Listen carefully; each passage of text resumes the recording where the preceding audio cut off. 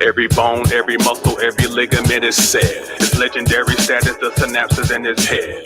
Never stop firing the word when it's read, or recited tickle the emotions of the dead.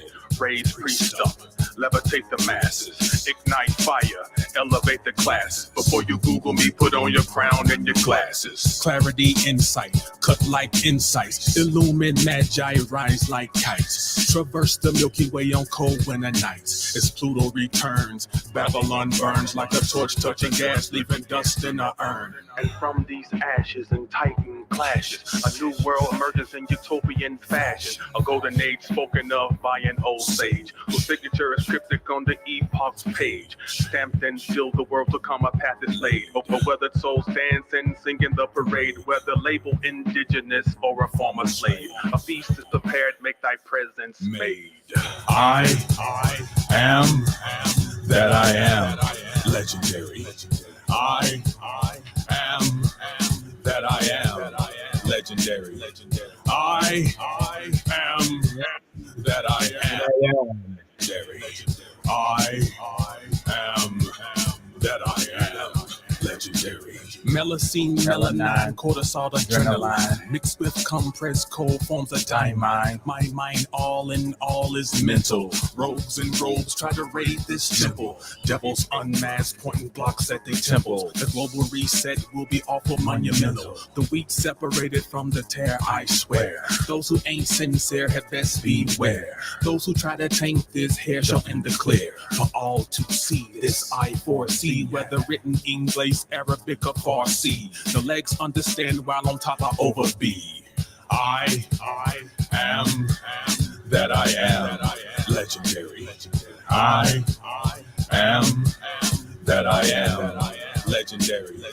I am that I am, legendary.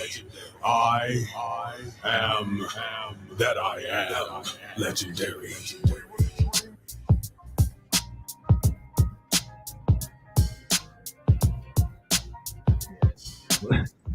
We reintroduce people to this joint. And the cipher suffers. The one that bears the light illuminates the others. We're just trying to let Like everybody at night. filter in a Lucid little dreams bit. detail the flight of the kite. We've lived in prose. Now man is poised poetically to compose a new world to come based on the path Just a he little- has chose. Little cruise and Yes, music. free from chains, now his skin glows with every gray hair that is Give laid. people a minute to get And so notified. returns add to my age. I scribble different content on my page. Clearer eyesight is the fortune that I've made. Its value no dollar amount can shade. No can a narcissist opinion fade. And I plan to pass this on. Through the raising of my seeds, the verses of these songs, the literature I pen, the vessels that I hone. The word is a vision that is forever known. And the world may not get it till 2030, cause I live in the future. Uranians are early, yeah. Dunlap told me that melodic minimalism is where it's at. He also said simple boom bap is a trap, and that a jazz mind never has a cap. The wider the scope, the less restricting the rope of limited thought that could hinder the dope. When the process is Peace to the progress, chat. poetic roses ooze fragrance that permeates noses. And the light bearer knows this.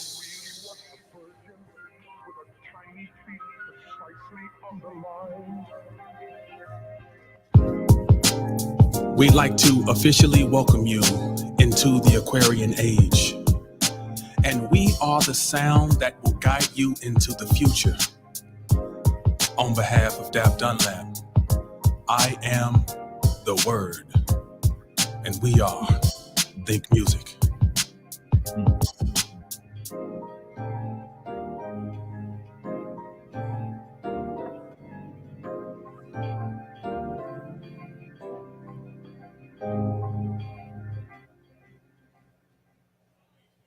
Those who put themselves in line to help with the uplifting of Take fallen it there, humanity take in this it there. time of turmoil will be remembered. Keep that in mind. Those who have the About to courage get stand rolling, against y'all. the odds and tell the truth in this time of turmoil, where the dark priesthood and vampires are at the height of their power and are attacking anything that deals with the activation of the pineal gland, or with justice, or with that which is right, or anything that's de jour. Thank you, Black or Butterfly. anything that is Moorish. Keep in mind, Peace, Phyllis. those who Peace, aid Brianna. in the help of uplifting fallen humanity Peace, Sage. will be remembered. Those who aid in the help of uplifting fallen humanity will be remembered. These footprints don't need no consent. Lord of the earth, sea, and continents. The gods see consonants as condiments. Sprinkle bars with special sauce and common sense. The Moorish legacy is prominent. Universal tongue DNA is dominant. The domicile is the earth lying reticent. Till the feds emerge, approach with proper etiquette. We the children of Baka and Saba. From the valley Indus Kush to Sri Lanka. From Nubia to East Oakland to the Bahamas. The legacy legendary, though the trauma has placed a pause on the greatness like a comma. No, Moorish legacy. who I am. Moorish legacy. I know Moorish legacy. who I am. Aladdin, Aladdin, genie in a bottle. A lamp light shines and accelerates like a throttle. We took the fire from the netta and coddled the world through heat, brewed milk as it toddled. Phoenician tongue climbed like the ladder's rungs. The plumb line hovered over water, then it hung. Aramaic, Greek, Sanskrit for the Hindi. Now the only Latin on Balenciaga and Fendi. Non-affiliated indie. Pendant is the ball, so they breathe steadily. The word when spoken can be life-giving or degenerating handy. Is a pen standing upright manly, but not pee-haw, whether big or small. Ye still must fall. He rise up tall, she grows it all. Protect with pause, game goes, don't stall. Flame on, yes, y'all. I know Moorish legacy. who I am. Moorish legacy. I know Moorish legacy. who I am. When your feet on concrete, you stand calmly. No dirt bags or scabs can harm thee. When flesh is in the air, all the vultures start Share the swarming. link. They eat meat and greed, don't flee. Instead, stand middle of Like the video. Help us out. You utter with conviction, About don't to get stutter. rolling. If them want war, it's given. From a Merkaba like body prism. And the shift they can feel when it hit them. It might make the heart beat a new rhythm. They can fall down and give thanks for what has been given. Moorish legacy is the land that we live in. Moorish legacy is the land that we live in. Yeah. Hey man, you pick good beats. Sir. Yes, Sir. Pick good beats, brother. I gotta it's like going into a full pantry, my G. Yeah, I appreciate it. You know. Appreciate Peace, it, everybody. Appreciate y'all tuning in for the maiden voyage of the Astrology of Hip Hop. And we're talking astrology, but we're talking everything else too. And I got the good brother Dap Dunlap in the house. Want to introduce him to you all. Dap Dunlap in here. We got the sound effects. Peace, we peace, everyone. birthday so late for y'all tonight. Yeah, that's so yeah. This is my homeboy here, and we are part of we make the dynamic duo called Think Music. Yes, sir. He is the artisan behind the sound. Peace. I'm a May Taurus, and I am the wordsmith. And so we felt we had a podcast that we were doing a couple years ago, the Think Music podcast, and just the shifts, the ebbs and flows of life and the trash audio that I had at the time, it just, you know, we had to kind of dismantle it. But we were talking about the video I did on the astrology of Black people in 1987. And so Dap started going in on just some of the other significant music of that period.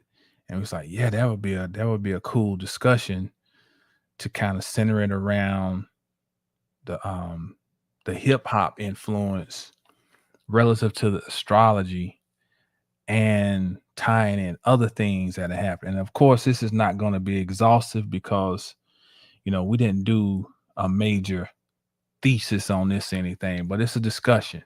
And we want y'all to chime in if this triggers anything when we look at these years, 1988 and 1994, key years. But I got ahead of myself. What's happening, good brother? Introduce yourself to the. I'm Dap Dunlap, out of Raleigh, North Carolina, by way of New Jersey. From New Jersey, grew up in Michigan, and a huge hip hop head. Grew up listening to jazz, R&B, 80s. I dived into I guess you could say, rock music, alternative music, through watching Friday night videos in the 80s.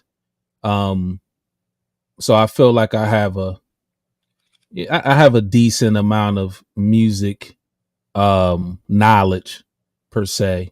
And I was a huge Source magazine purchaser in the 90s and early 2000s. So from like 90, I'll say from 91 is when I started. I had every Source magazine up until 2003. And I was read them all the way through front to back. And that's kind of how you get a glimpse into what was going on in the culture at that time. And before that, I was buying Word Up and Rap Masters magazines, you know, taking the posters out, putting them on the wall, things of that nature. And I just engulfed myself into the culture. And, you know, anything that I could grasp, I would. I was an MC for a while in the 90s up until around 05. Did shows, dabbled in production at the time, and I dived back into production in, I'll say 2016, 17, maybe 2015. I bought the machine because I felt like the juices were coming back. And I was hearing stuff. I'm like, yo, if I had some, you know, if I had something to make beats on, I would chop this way and this and that. So I kind of thought I was done with music, but it came back. And that story is a long story to get to why I stopped doing music. But yeah, I dived in, and just hearing the stories of what these people were talking about in these magazines, it just added more value to the music.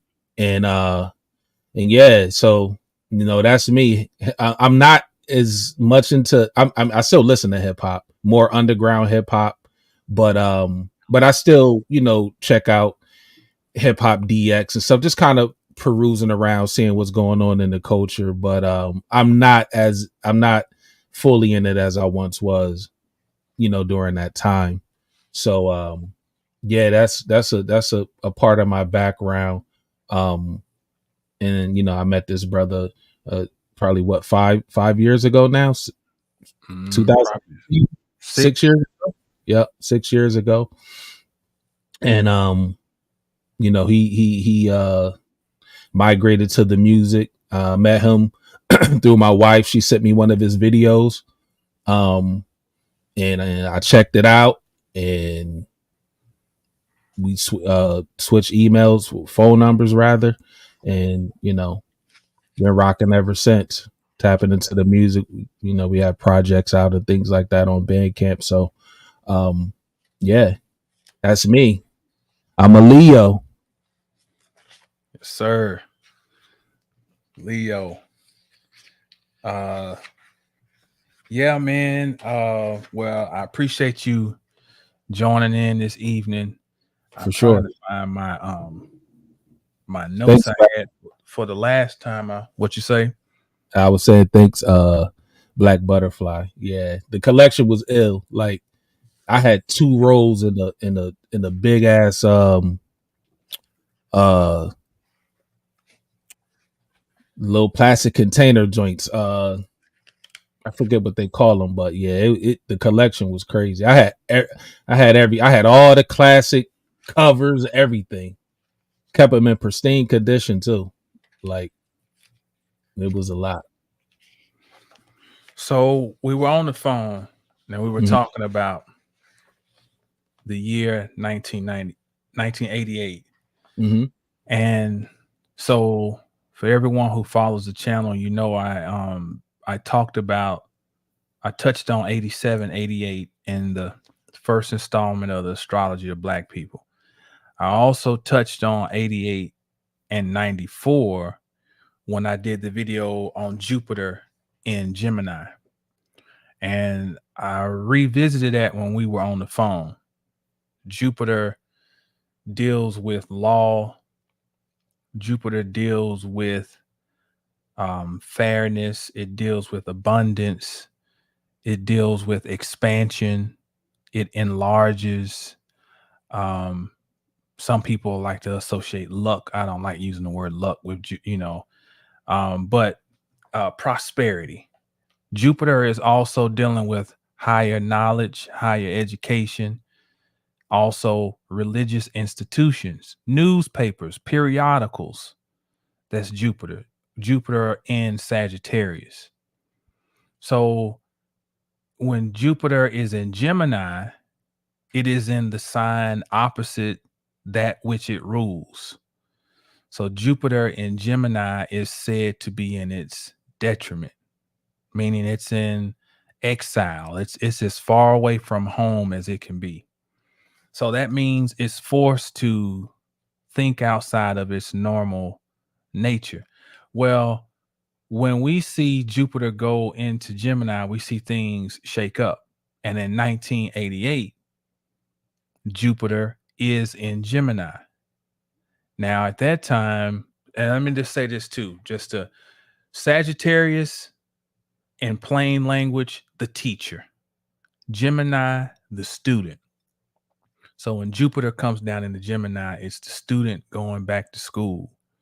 And so things are put in play when Jupiter is in Gemini to set the stage for when it gets back into its home sign around 6 years later in Sagittarius. And that sets the backdrop for this conversation because we want to look at what was shaping up in 1988 that would be solidified in 1994 through the lens of hip hop. How Mhm. was hip hop? And so let me for you go in Dap. Let me give a little foundation. And I must give credit to brother Bobby Hemmett, the master, a real master teacher who laid down the foundation about the muse, the importance of the muse, the significance of the muse. Um, it is the muse. That word is the root of music.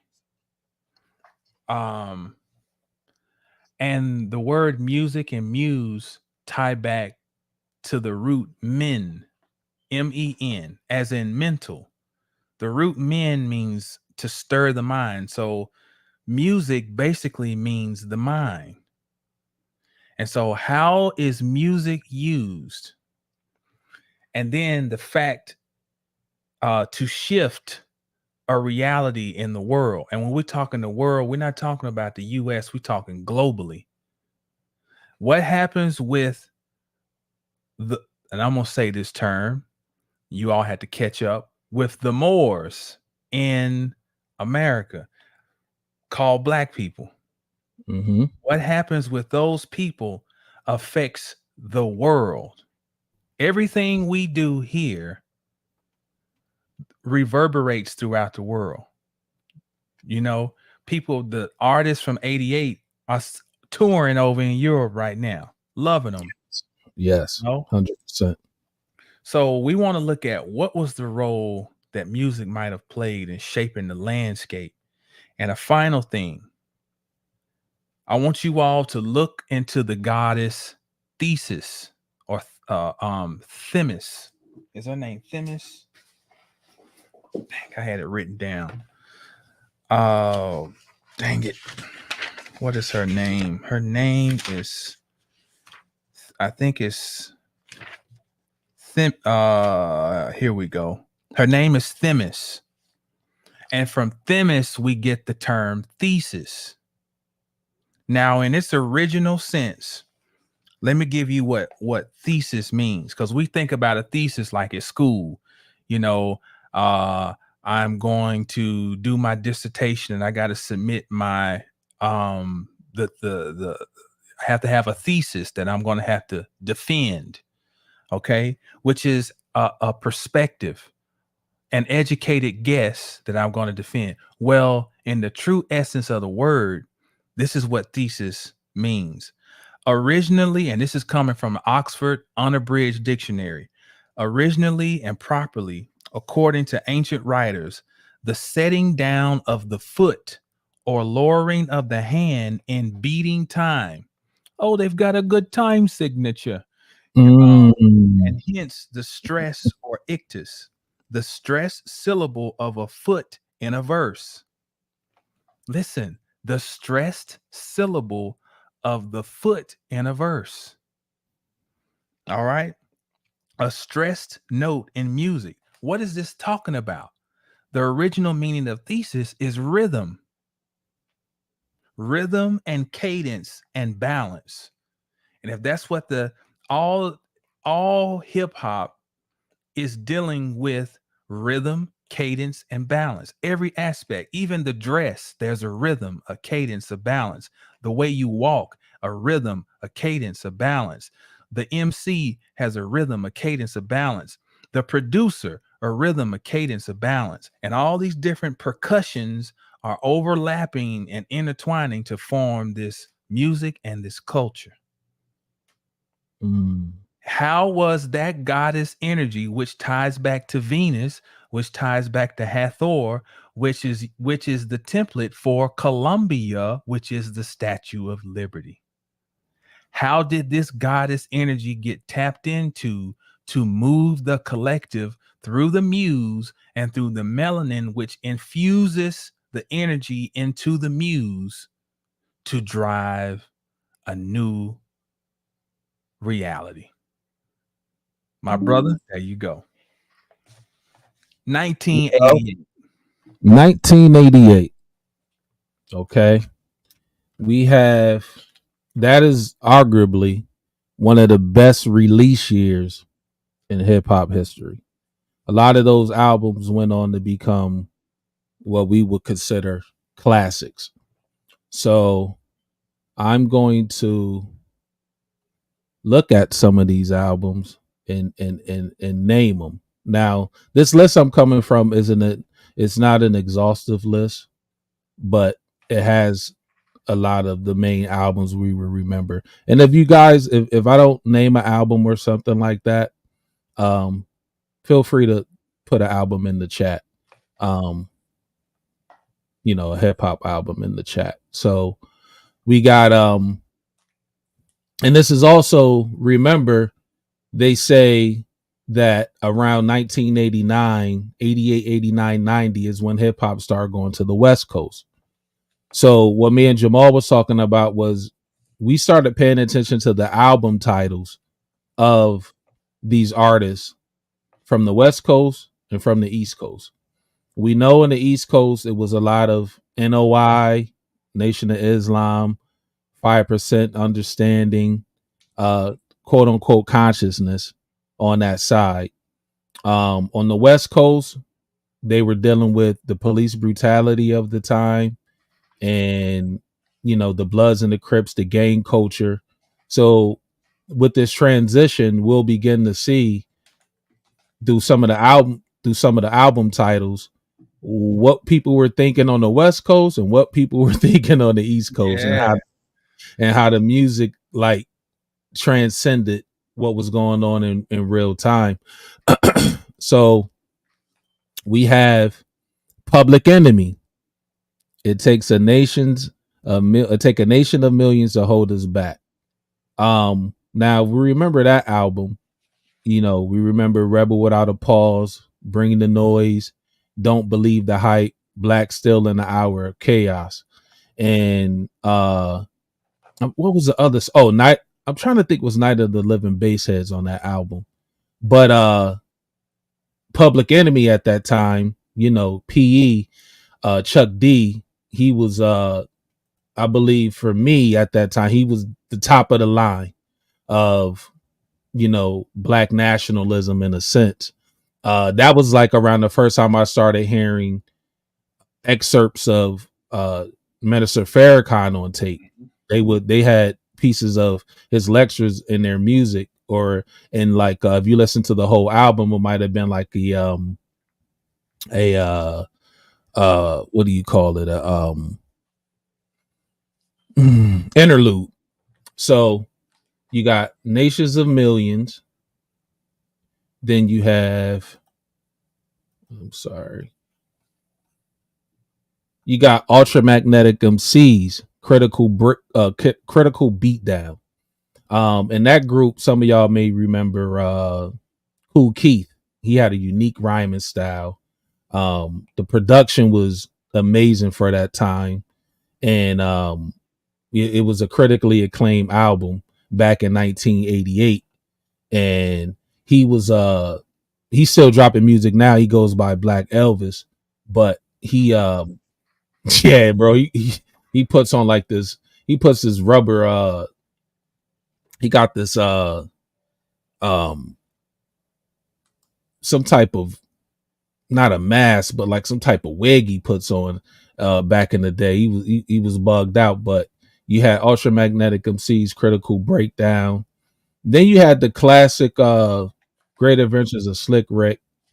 I know we all remember that. Hey Young World, Children's Story, The Ruler's Back, Mona Lisa.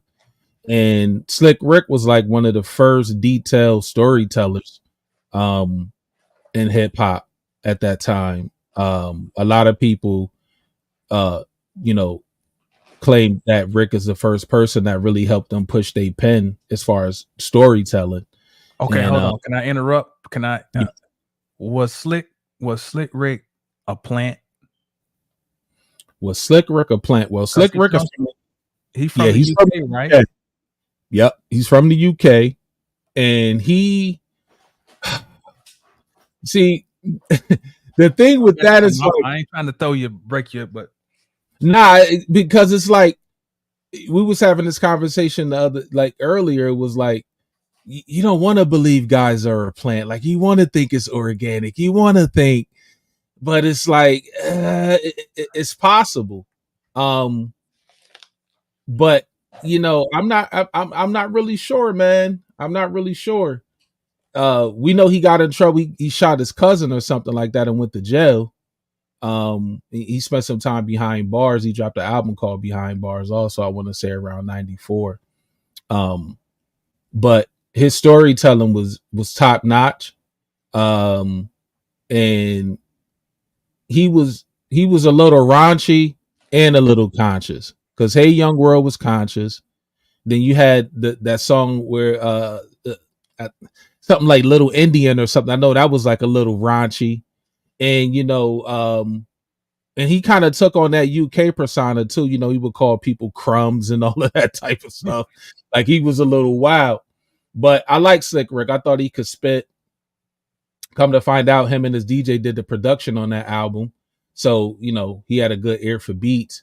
He could make beats. And so, I thought Slick Rick was pretty dope.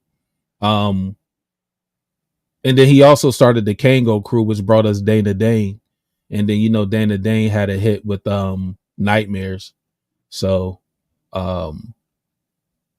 he was instrumental in hip hop. Then we get to NWA, straight out of Compton, and we know what that's about. F the Police, Gangsta Gangsta, Express Yourself, and the song Straight Out of Compton. And this was the first look that anybody that wasn't from that area began to find out what it was like in Cali. What I knew about California up until that time was watching Beverly Hills Cop. You know what I'm saying? You heard about like Rodeo Drive, and yeah, Kane's on this list.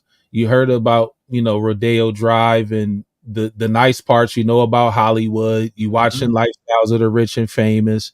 You're seeing the homes, the Rolls Royces and all of that. But then they came along and gave us the other side of what was really going on. Light as a Rock is on there, no doubt. Yeah, I'm getting to it. It's on there. And that's the first time I learned what was going on the West Coast. I didn't know anybody on the West Coast. Not until I found out I had an uncle or a cousin.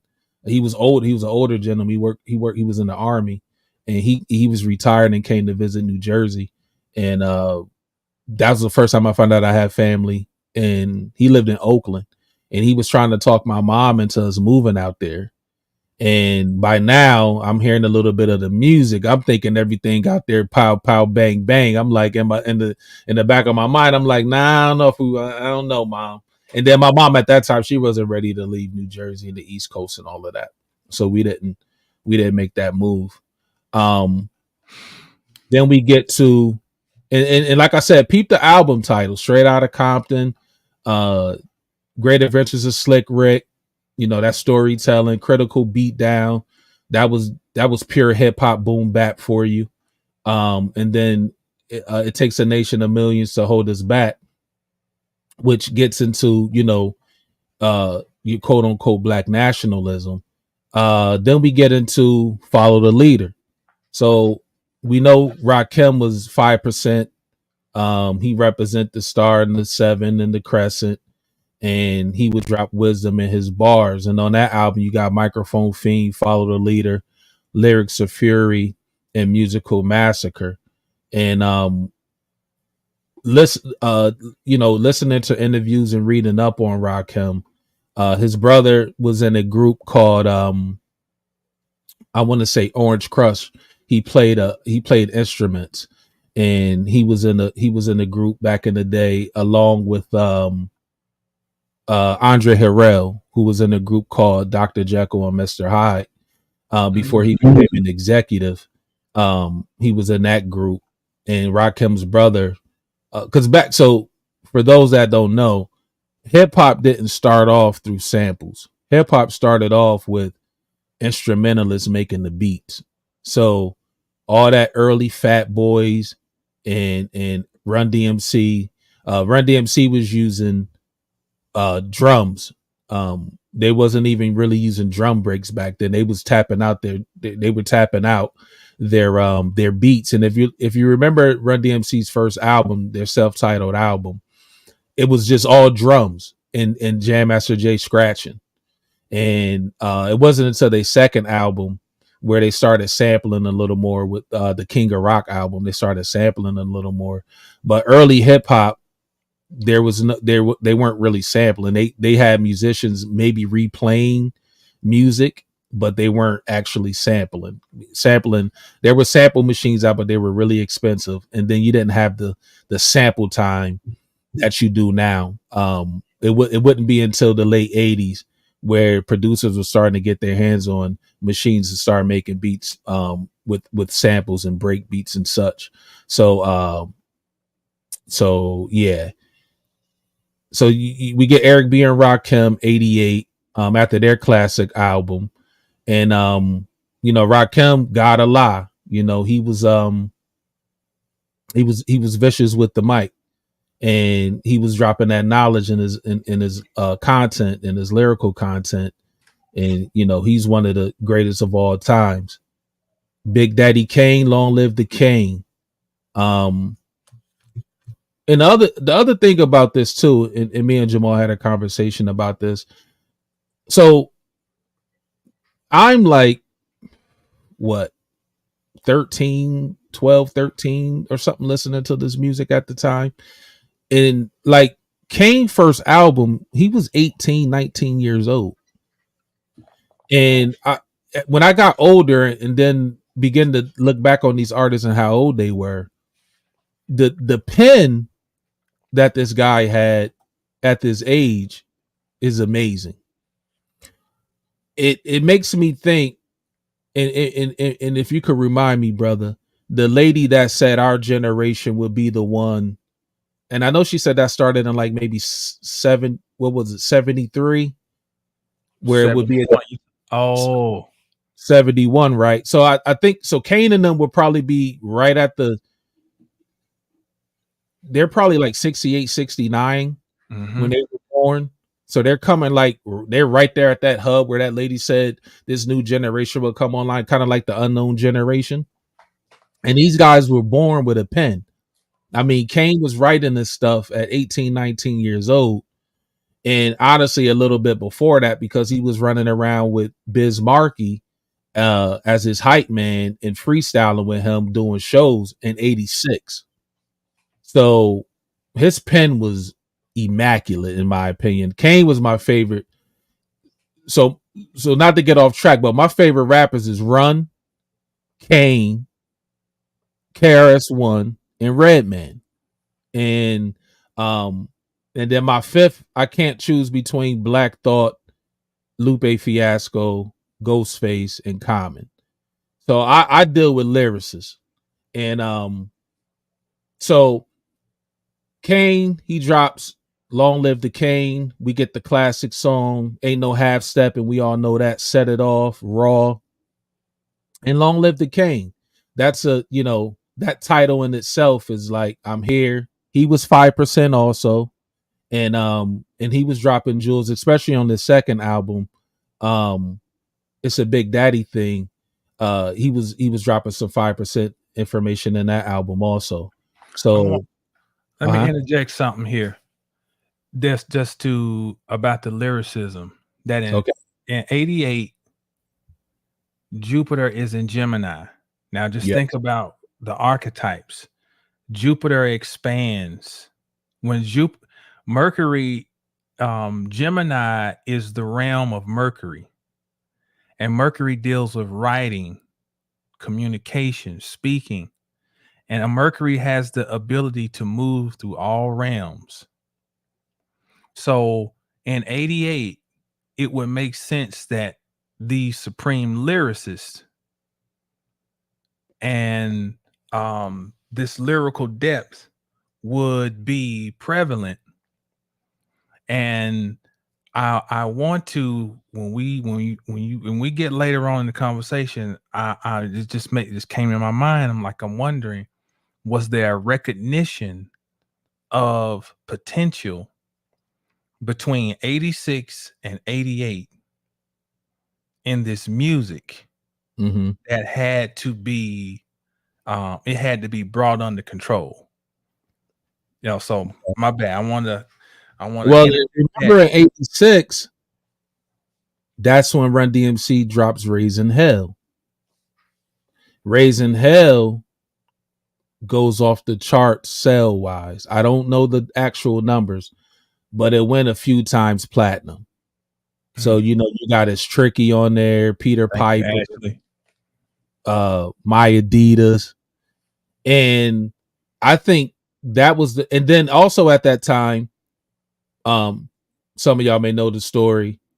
An Adidas rep got invited to the show they was having at Madison Square Garden, and he was told that Run DMC have everybody wearing these Adidas and things and such, and Run was on stage and told everybody to hold their Adidas up.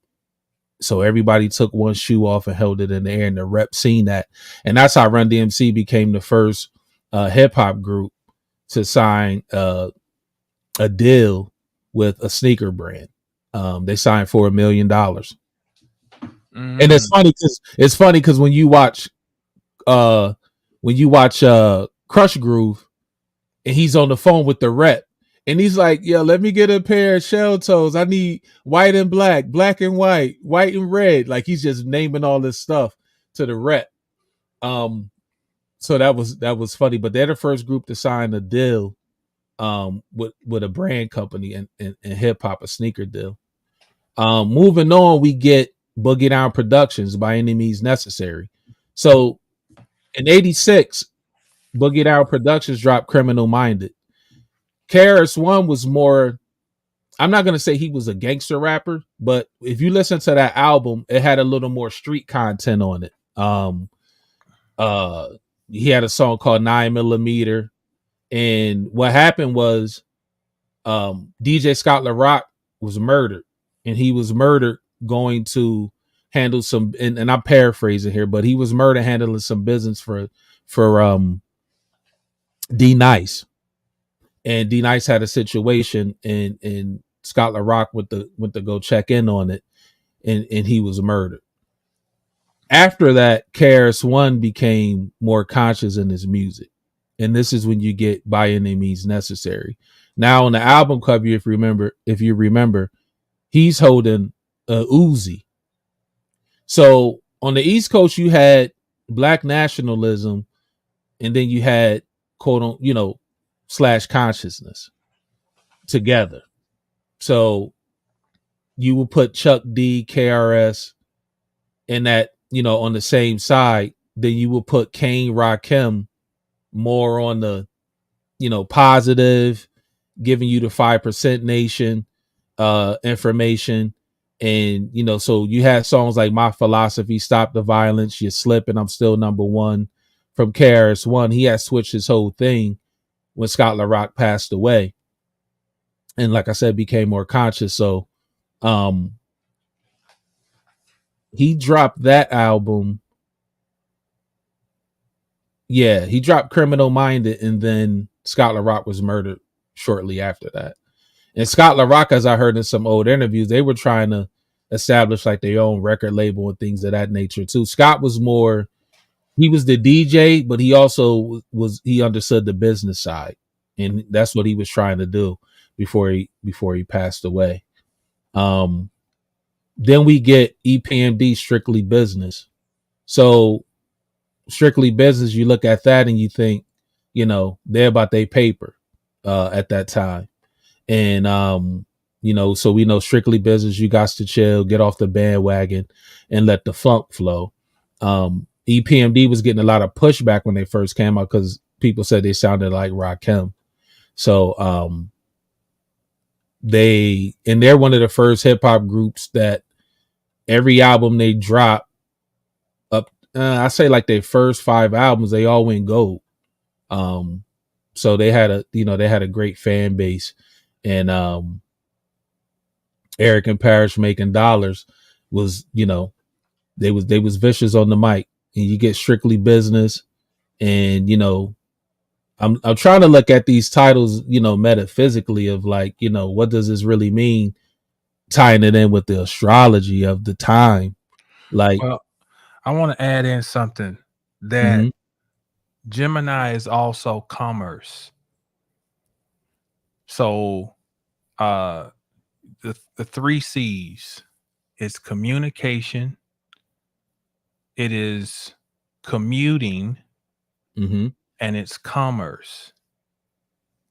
And so when we're talking about commerce, we're talking about the exchange of currency. okay. And so we see during this phase that there's more commercialization. Those CMM words: communication, community, commuting, commerce. I just lost them. What did I say? The other one. But either way, they introduce basically money into the equation. And it's interesting that maybe the money was the vehicle used to start the ability to control, the ability to communicate, and an ethos through this music. Because what it seems like is there is a certain innocence Yeah. about the music that starts to fade as companies, corporations come in and commercial. That's the word I was trying to remember. Commercialize the music. And Dom said it. Raising Hell, the first album to blow up, and you're fully correct. And that's tying in with what Jamal just said, because now they see that this is a genre that can make money, and they also seen that they signed this deal with this sneaker company, Adidas, and they're like, this thing can make some money. Before I go on, I'll say MC Light said when they were in the late 80s at this time, the record companies didn't know what to do with them. They was allowed to make any type of music they wanted. That's the art side of music. We know it's called the music business. It's about making money. So once they seen money could be made, and that's when we get into how NWA blew up. Because if we watched the movie, we seen how Jerry Heller was on his Birdman, right? Oh, this is lucrative. And that's right at the time. That's right at the time where a lot of that, when they said, the gangster rap, the hardcore lyric, and I ain't gonna even say hardcore lyricism, I'm gonna say the cussing in music start taking off. And like, we can get almost like a thing like, we can get away with this and it make money. So that was like the advent of that. And as I move on, we get to Ice-T Power. So now we back on the West Coast. So now with Power, you get High Rollers. That was a banger. Power, Personal, and Drama. And Ice-T's from the East Coast. He's from New Jersey, and moved over to the West Coast when he was young. He also was in the movie Breaking back in the day, rapping. If y'all remember Breaking, I think it was the first one. And he was on there spitting. But then you look at the title, Power. So the Power's going to the West Coast at the time. Hey, okay, we need to shift on that. Okay, the Power's going. Okay, say that again, please. Yeah, the Power's going to the West Coast, and I'm thinking, me personally, this is unbeknownst to them. Yeah, because I'm not sure Ice-T and them is into astrology, and like the astrology game has been going on for a long time. We know about John D and how the monarchy was tapping into astrology long time ago. So I don't know if these guys knew about astrology. I don't believe they did, but the Power is moving to the West Coast, and this album insinuates that. let me address this. Secret Balance said, do you think the tiny hats use birth data to draw up charts to input the people's? I don't think they use specific birth data, but I definitely know they're looking at the transits. And I just want to interject. We got to think about what's going on in 1988. Go back to the astrology of black people. Go back to 87. 87 is when they have the first melanin conference. The resurgence of quote unquote black consciousness, and they have a melanin conference. Carol Barnes comes out with his book Melanin, the Chemical Key to Greatness. You have also, there's a shift going on in religion at the time. You got to pay attention to everything going on within this time. In preparation for Jupiter, which rules over religion and religious institutions, coming down into Gemini, you have what's called the electronic church, the resurgence of it. And this is the heyday of televangelism. And in 1988, this is when Jimmy Swaggart says, I have sinned against you, you know, and this is the time that Jimmy Baker's about to get jammed up. And sidebar, look at all the preachers getting jammed up right now. Robert Morris of Gateway Church, Tony Evans of Oak Cliff Bible Church. You got all, other preachers getting jammed up right now as Jupiter is in detriment in Gemini. So there's a shift in God consciousness. There's a weakness in the Constantinian Christianity. And there needs, if we go back to 88, maybe there was a need to prevent the natural sliding in of a higher consciousness as the church was in a weakened state with the planet that rules over churches in detriment. And we don't want to let this overtake us. So I wanted to interject that because, I think all these things go hand in hand. Indeed. And Black Butterfly, yes, we're gonna tap into some movies tonight. Also, School Days and Coming to America, definitely came out in '88. And I'll just say this real quick about School Days. The people in the fraternities and sororities didn't like that Spike Lee made School Days. They said he was giving up too much truth in that movie. So I have a Spike Lee bundle. Well, I have School Days by itself and I have a Spike Lee bundle, but School Days is one of my favorite movies. My mom and my aunt took me to see that in '88 at the movie theater. And amazing movie. And I didn't know anything about fraternities and sororities at that time. So the stuff I was watching, I didn't really know about it. I found that out later on that they didn't want him to make School Days. So you have Ice-T with Power going to the West Coast. Then you get Jungle Brothers, Straight Out the Jungle. The song Straight Out the Jungle, On the Run, Because I Gotta Like That, What's Going On. That's also the first time you get to hear Q-Tip.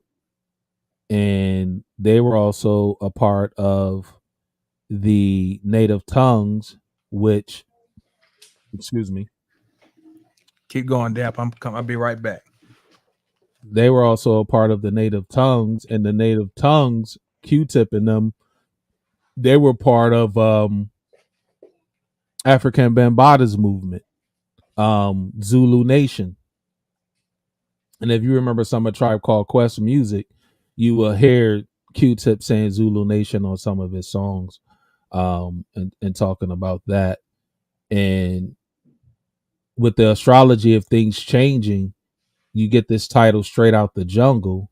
And as the music is moving to the West Coast, Straight Out the Jungle, it reminds me of transition at this time, and moving out of, let's say it's saying jungle, but now you're moving into more urbanization when you get to the West Coast, because now you're dealing with street politics with the Bloods and Crips and such, with the gangs. And yeah, Jungle Brothers, that was one of my favorite groups. I met the Jungle Brothers in 1988. I was living in East Orange, New Jersey. That's where I'm from. And they did an in store at a record store in East Orange. And I got a chance to meet these guys in real life. And I got an autographed poster of their album cover. They were pretty cool. Then we go to MC Light as a Rock. Paper Thin, 10% This, I Cram to Understand You, Kicking It for Brooklyn. I was an MC Light fan back then. I had that tape, and I would bang that tape crazy. But MC Light, as you know, she's affiliated with Audio 2. They did a lot of production on their album, and some of that production they should have put on their album, because their album was outside of top billing. Audio 2 album wasn't really that good in my opinion, but they made MC Light. Her album was immaculate in my opinion. She has some bangers on there. So you get Light as a Rock. And Jamal, as I'm naming these titles, if you see a in between with the astrology, please chime in. Where you at now? I just talked about Jungle Brother, Straight Out the Jungle, and I was looking at that in a metaphysical way of like moving out of the forestry into the concrete jungle of the West Coast, because now you're talking gang street politics and such, and it's like you're moving out of aligning it with the stars. You're moving out of one house into another, so you're going straight out the jungle, and then you're going over, to the West Coast. Light as a Rock is what I was on now. MC Light's album. Hey, didn't Colors come out in 88? Yes, Colors came out in 88 also. Yeah. I think that's very pivotal, especially when you said the power shifting over to the West Coast. Because it lined up with NWA's music. The visuals that they gave us. It's like it gave a visual representation of what we were hearing about this place called Compton. Watts, like, damn, man, Inglewood. Yeah. Damn, it's crazy out there. It's crazy. But go ahead. We'll circle back on that. Now so I found, when I was looking at these albums, I'm at Easy Does It. Okay.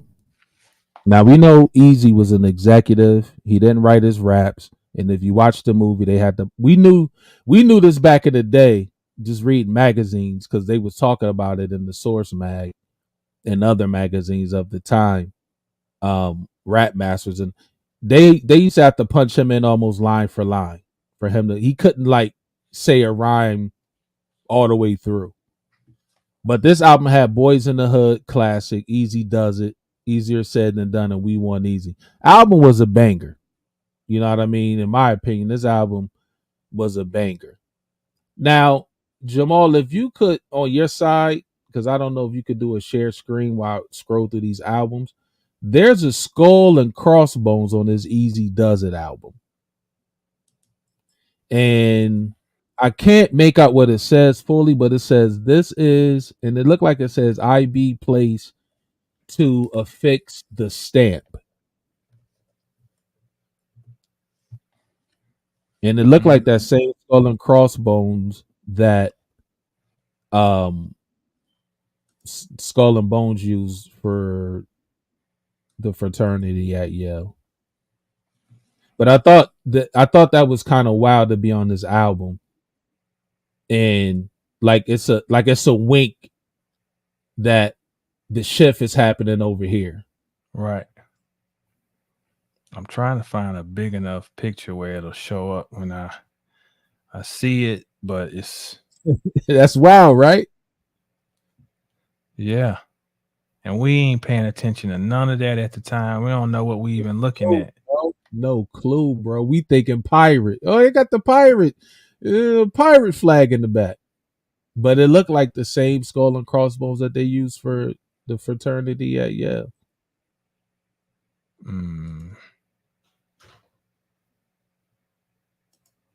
Let me see if I can. Yeah, the people need to see that as wild.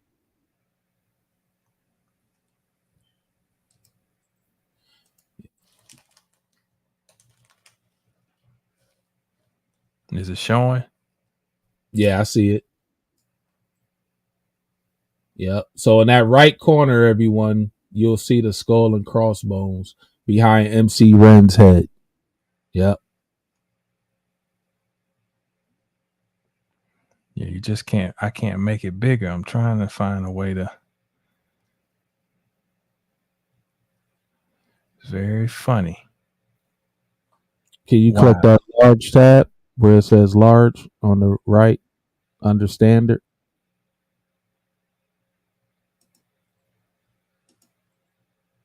Oh, okay.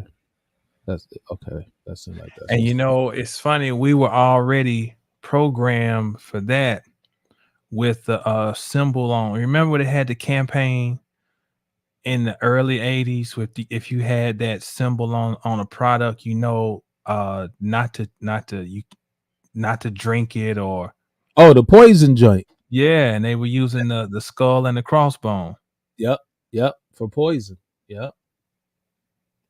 And now look at that, telling us low key, this is poison. And it might Yeah, have not, it might have yeah. not, and it wasn't for us. It wasn't telling us it's poison. It was telling the people in the know that, yeah, this is poison. Wow. Um, Um. So we see that all of this is happening in '88. I want to just throw a reminder. I talked about this in the Astrology of Black People first installment, that Ronald Reagan comes out on November 18th, 1988, and he delivers his speech on the Drug Abuse Act on 88 that he had signed into law.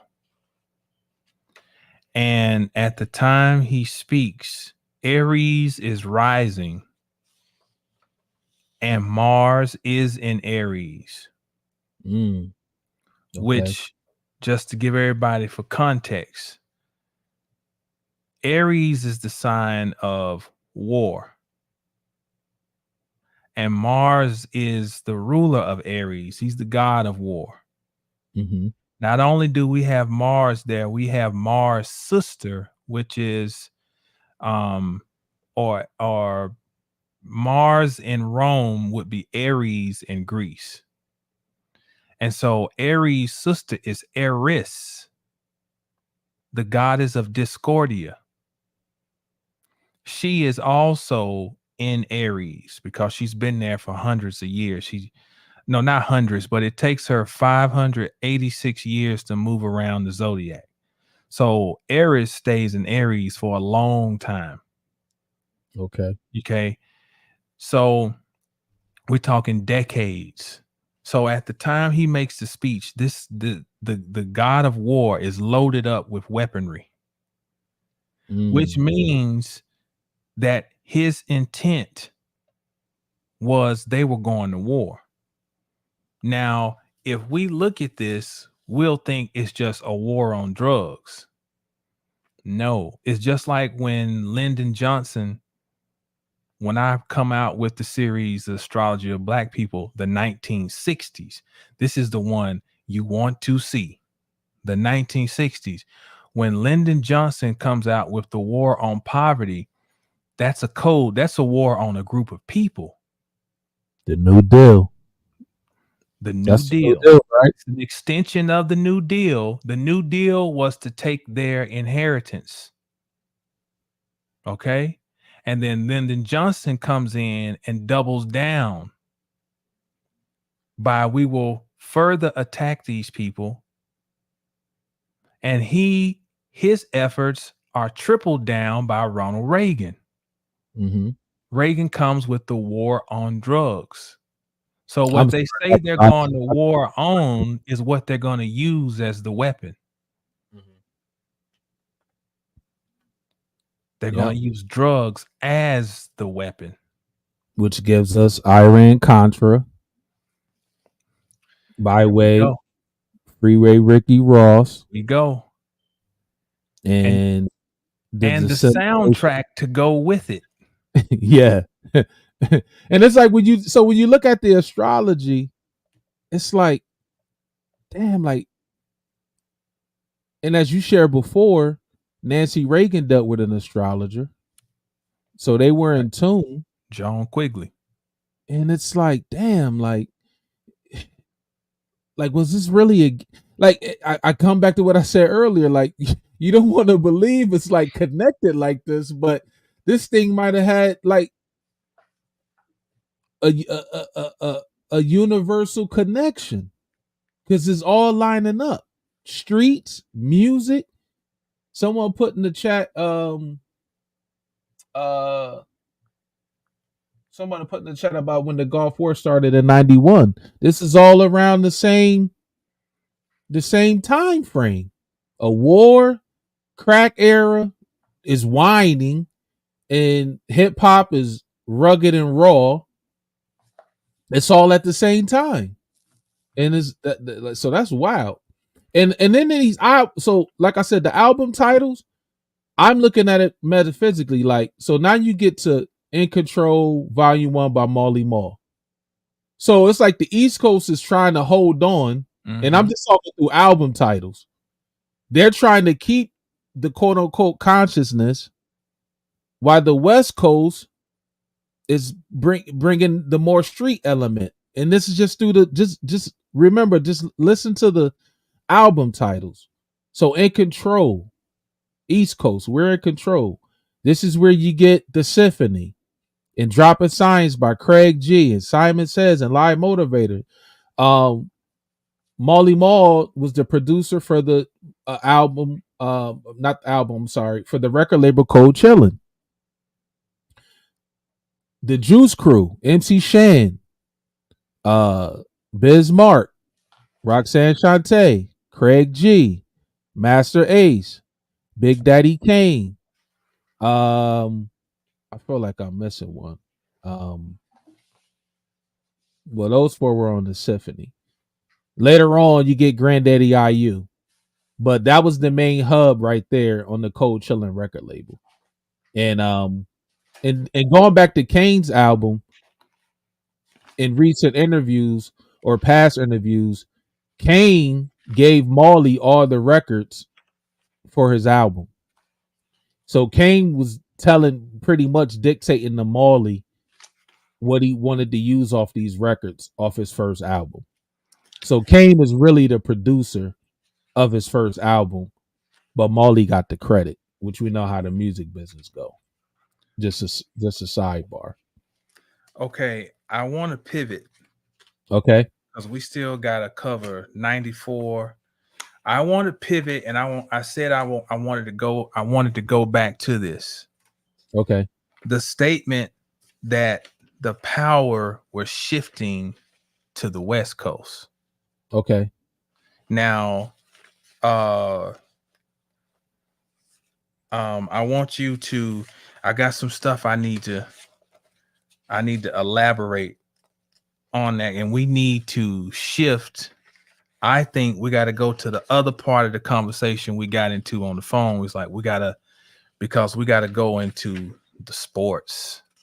Okay. So what is happening? What is happening in sports in 88? So in sports, and this is all in combination of everything's moving to the West Coast. So we did hip hop. Sports, the 87-88 NBA champions are the Los Angeles Lakers. NBA. NFL, the 87-88 champion is the San Francisco 49ers. Major League Baseball, the 87-88 Major League champion, Los Angeles Dodgers. In 1989, you get the great one. That's Wayne Gretzky. He leaves the Edmonton Oilers. Well, he gets traded from Edmonton to the Los Angeles Kings. Los Angeles Kings. Okay. Now, he doesn't win a championship there, but it's significant because what's his nickname, his moniker is the Great One. and we're shifting to the West Coast, the power. So here comes the great one. Okay. Reason he goes to the LA Kings is because his wife wants to be an actress. So he asked to get traded there. They traded him there. That's And a little bit on that. what's the significance of the LA Kings in gang culture? Well, that's the hats that NWA was wearing. Raiders, what they say on the Ninjas for Life album. You see what's the song? Real Ninjas. They had an EP, 100 Miles and Running EP before the album came out. And what the dudes say on the end of the song, bow down to the Kings in Raiders hats. Now listen. Let me I'm trying to remember. There's a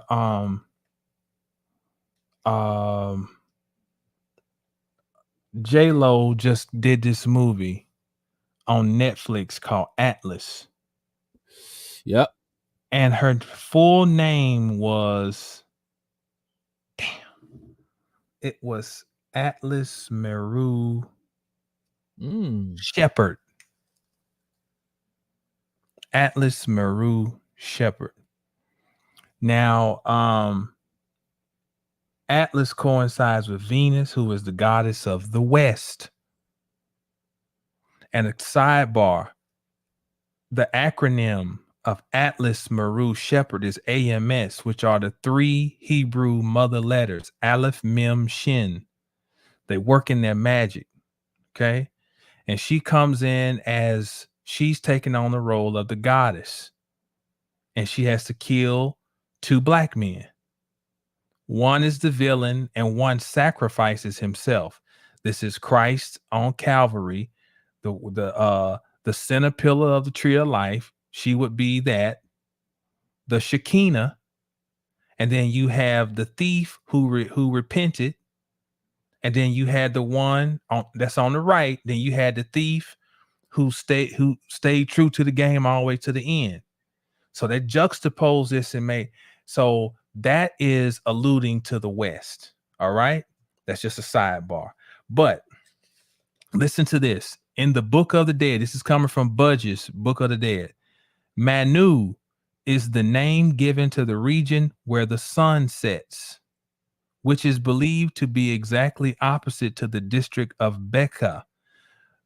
The significance of Becca is that's where we get the word Mecca or Mecca. Okay. And so you turn to the east to pray to Mecca, where the sun rises. But it is the Great Westerner, the Great Western Forum, which is in LA. Yeah, in Inglewood. The power, Inglewood, where it's all good, where the power is shifting to the west. Listen to this. Herodotus, the Egyptians boasted that their ancestors in the land of the west were the oldest men on earth. Diodorus, the Egyptians themselves claimed that their ancestors were strangers who in very remote times settled on the bank of the Nile, bringing with themselves the civilization of their mother country, the art of writing and polished language. They had come from the direction of the setting sun, and that they were the most ancient of men. Setting sun is the West. All right. This is from Tees, A Miracle of Stone. The Egyptians came from Kuilan, the country of the gods in the West. Plutarch, when Solon visited Egypt, Sochus, a priest of Sais, and Xenophus, a priest of Heliopolis, told him that 9,000 years since, the relations of the Egyptians were the lands of the West. With the lands of the West had been interrupted because of the mud that had made the sea impassable. So everything comes down to the West. We are the Maghrib al-Aqsa, Morocco, the furthest west, which is America. And then within America, the ritual had to be carried out to go to the furthest west of the Great West, which would be the West Coast. And so, with that, who rises up? And this is near, this is, got an emotional connection to this. I don't care how much I get into the knowledge, I still had that emotional connection from being a child where I had them Magic Johnson purple, yellow, and white Converses, because that was my team growing up, the LA Lakers. And Lakers means river. And what were the sneakers called? Weapons. The weapons. I forgot about that. The weapons. What were the sneakers called? Weapons. The weapons. Mm. I begged for them shoes. I got them from Top Sneakers. The weapons. And who is the number one man in the league at that time? He goes by the name Magic. Yep. Magic Johnson.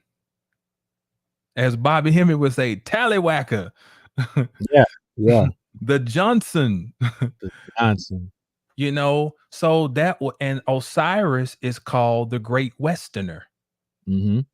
So Magic Johnson took on the energy of Osiris, the Magic Johnson.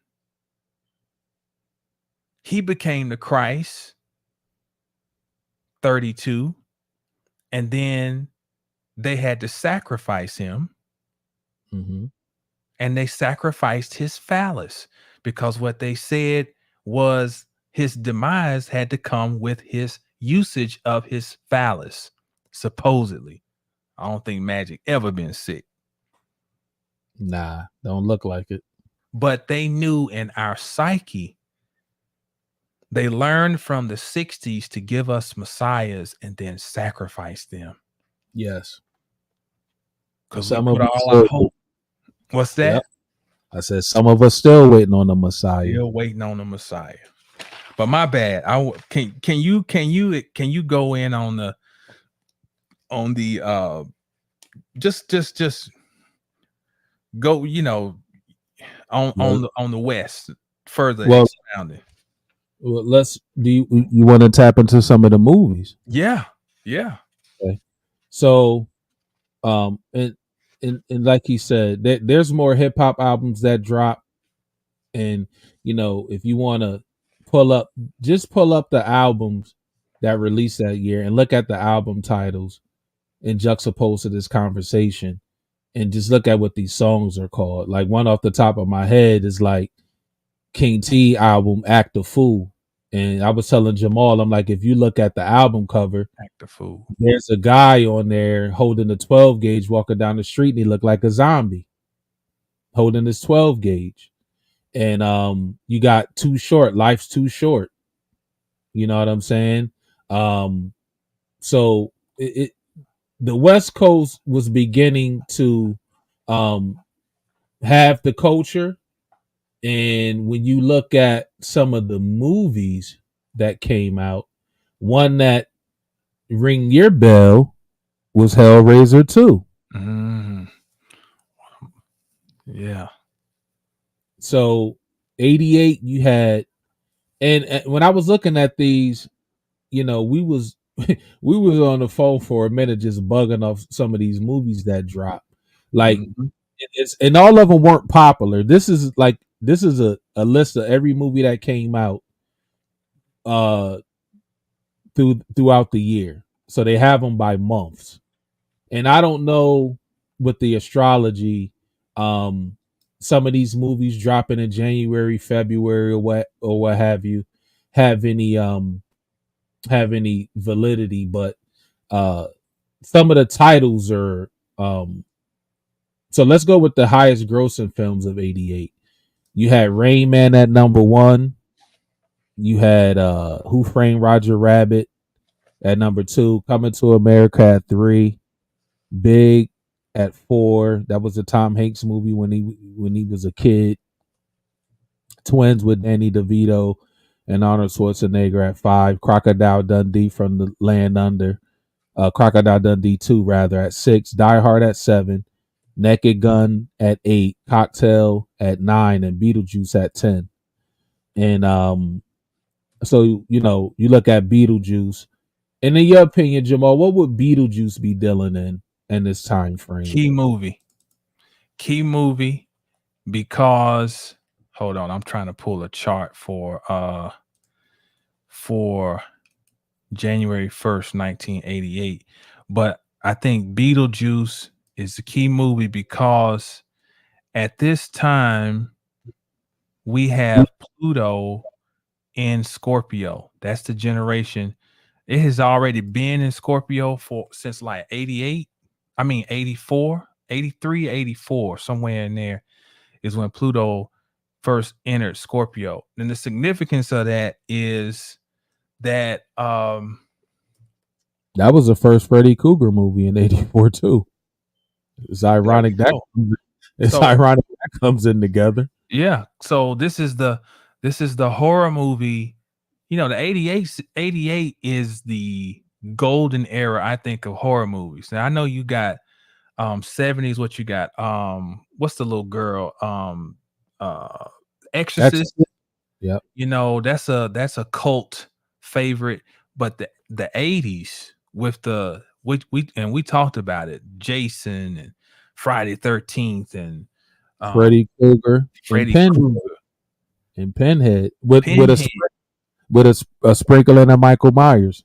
Though I mean that's like the Mount Rushmore of horror, you know. Yes. And so that definitely lets us know that there's an astrological leaning and understanding going behind this stuff, because or else we say it's just that the archetypes are expressing through the people. But I bet these people at this level are studying this shit. Mm-hmm. If you ever go online and look up George Lucas and look up George Lucas home library, his home library is bigger than my house. Books on top. And so what do you think they studying real stuff in there that they're infusing into these movies, because the movies communicate directly with the subconscious mind. And I know I'm definitely not the first person to highlight this, but to your point, or to your question, when about the significance of the horror movies in this era, when the fiscal year of 88 begins January 1st, 1988, and I got it set for Washington, D.C. I don't know if it'll show up if I share this. Boom, boom, boom. Let's see here.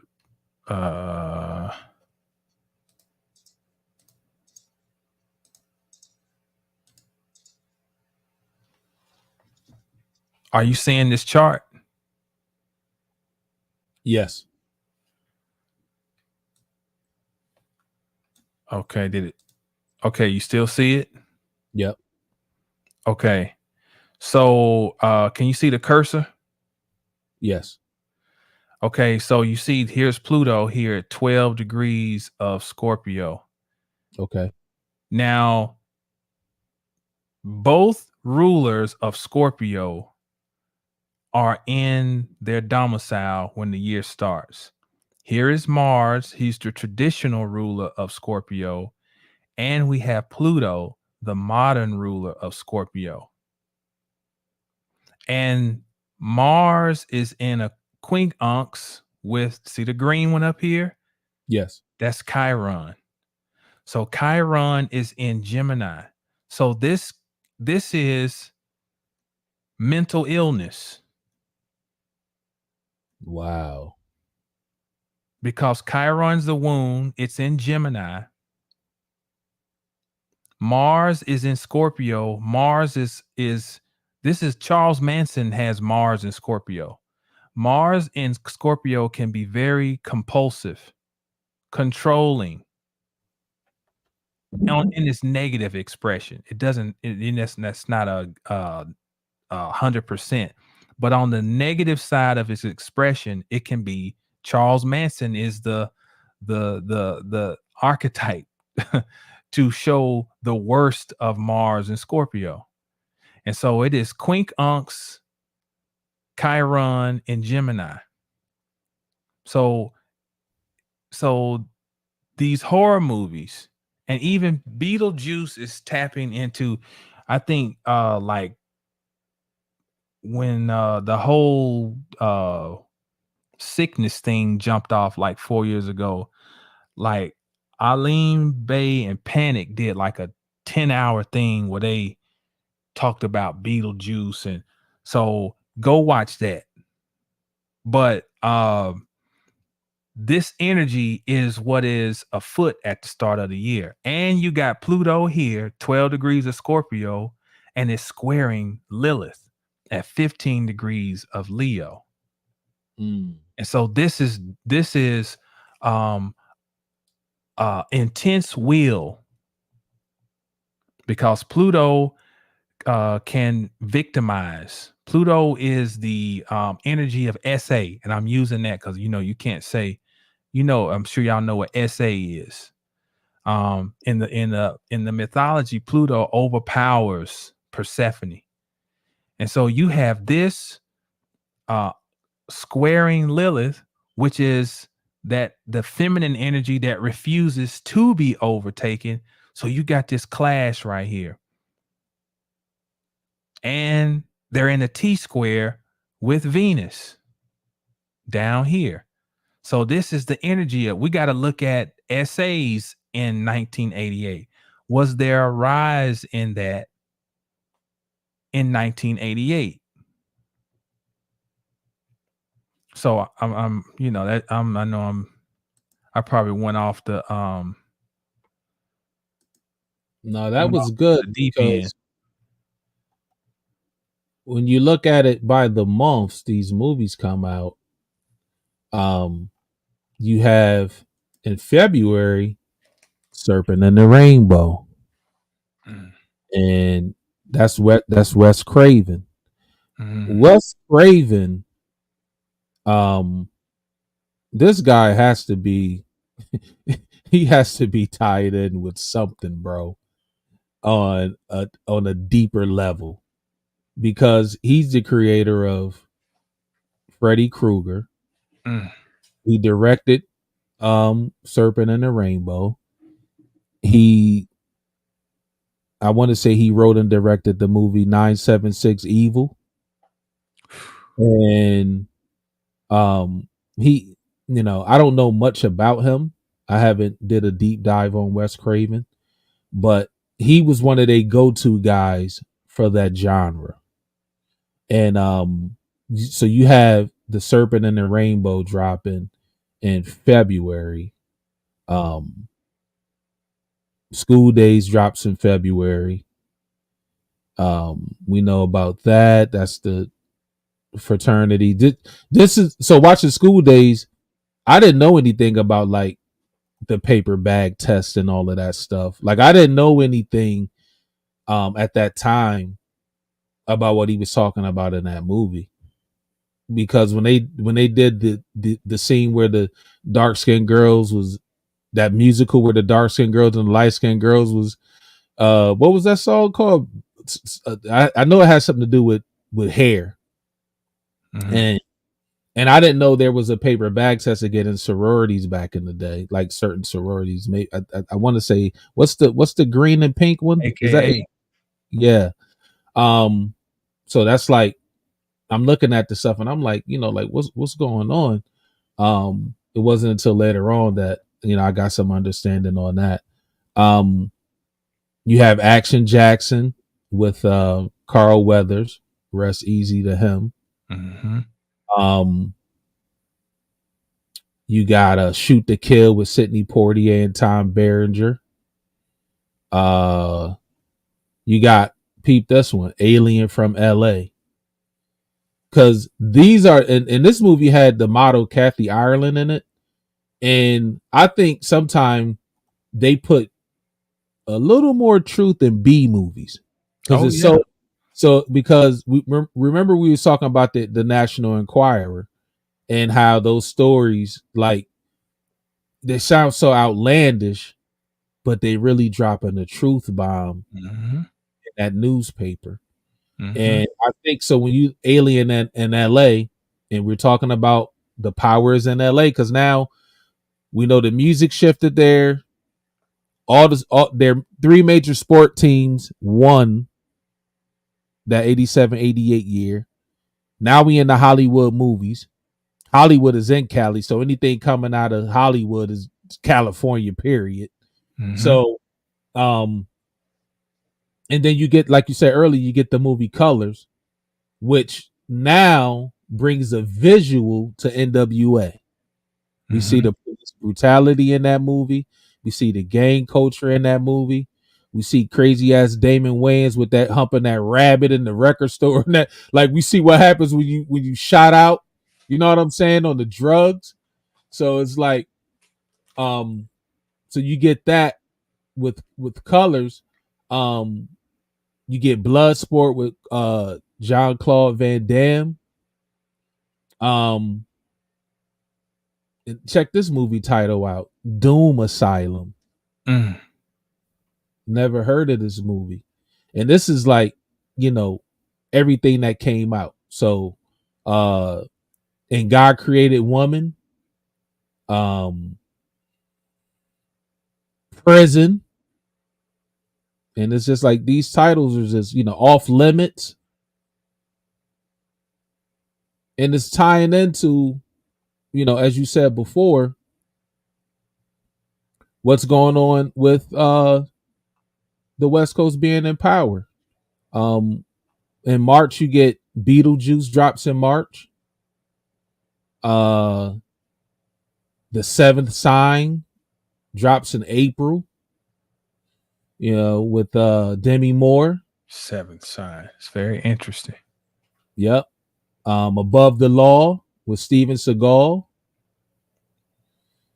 You get Colors, obviously. What was the one movie we were talking about? It was a Christian title. The Passion of Christ. Nah, it was I'm gonna keep. You get Friday the 13th. Friday the 13th, The New Blood. So you get a new Jason joint. This is that title, The New Blood. The New Blood, with everything they're doing over there on the Cloning. astrology side. Yes. You get Rambo 3. So they preparing you for the war in Iraq in 91. Because one thing they always, because 80s also was a big, that's when we get Platoon. We get what was the other big war movie in the 80s? Full Metal Jacket. Full Metal Jacket. Thank you. Full Metal Jacket. Yep. And they was preparing us for war. And then at the top of the year, you got your man Chuck Norris dropped a movie, Braddock, Missing in Action. And that and see, back then I didn't know I was watching SEAL teams. He was like a SEAL guy, back then, which ties into like movies like The Jackal. I didn't know what a jackal was until later on, and then or the movie Sniper, and they was showing us how they go into these other countries and take out these leaders. Economic Hitman. That's Economic the book. Hitman. Yep, Confessions of an Economic Hitman. And watching his interview, I understood what a jackal was, but they dropped a movie in the 80s, early 90s. I think Billy Zane was in it. I want to, if we can, I want to start shifting to 94. Okay. Because in line with the astrology, 94 would solidify some of the efforts in 88. Ronald Reagan comes out with this speech in 88 about the Drug Abuse Act, we have all of the horror movies. The power has shifted to LA, which dawns the new era of gangster rap. And sidebar, before I go to 94, we got to pay attention. Everybody's talking about the concert with Kendrick Lamar. I ain't seen it. I mean, but everybody's talking about this thing with, I saw Westbrook dancing on stage with another dude. I know that was interesting. Russell Westbrook? Yeah. Oh, He wow. was on stage. But where is Kendrick Lamar? On the West Coast. Yeah. And he is what? A Gemini. Jupiter is in Gemini, just like it was in 88, where we have just shown the power shifted to the West. Mm-hmm. And so what is being set up for 2030? That's the question to ponder. And so how do we get a inkling? Well, we go and look at 88, what was laid down, and then what was solidified in 94. And the first thing that comes to mind is the drug bill. Clinton, the infamous drug bill, and which was sponsored by Senator Joseph Biden. Oh, yeah. So, can you start laying out some of the titles that are coming out in 94? And let me interject this too before you go. Personally, this makes me think about, how did I change from 88 to 94? 88, I'm 11 years old. I'm a pretty green, innocent kid, you know? In that 6 years from 88 to 94, I lost my innocence in a lot of ways, because in 93, we talked about 93 coming out hard, 8 Ball and MJG. I'm from the South, so that's a staple. It takes that's hard from the start. You gotta have hard to meet it. Maca down, then rip her apart. You know, that's what I'm. And street culture in full effect. Look, that's when I first put my hands on something. You know, 93. I remember listening to 8 Ball and MJG, riding with my man, and he's gonna go and help me get my first job. You know what I'm saying? In that line of work. Yeah. Which I ain't supposed to be in. I don't come from that lineage. But between 88 and 94, this is the effect on me. And so go ahead, good brother. Before I get into the album titles, so at this time I'm living in Michigan. You know, I just told you the story. So, you know, I'm East Coast. I'm backpack rap. Lyricism. Redman's my guy. 94, Redman drops There's a Dark Side. So in Michigan, I'm hanging out with some people that they're in the game. At this time, P jumping. Master P jumping. So I'm hanging out with these guys. I'm like, yo, put this Redman tape in. So you don't get that East Coast shit out of. So I put the Redman in, right? That thing got to a third song in. It was like, yo, what's that? I'm like, yo, this Redman. Like, you don't know nothing about Redman. Like, they like, bro, take that out and put that P back in. I said, oh, it's over. I said, it's over. And so that was like Ice the cream streets. man. Ice Cream Man all day, bro. Cause they was in the game and they needed a soundtrack for what they was doing. And it wasn't no, it wasn't no Red Man. That was different. Yeah, Blowout Comb's a classic. And actually those Diggable Planets albums are classics. Those is my joints. I was just banging them a few weeks back. 94.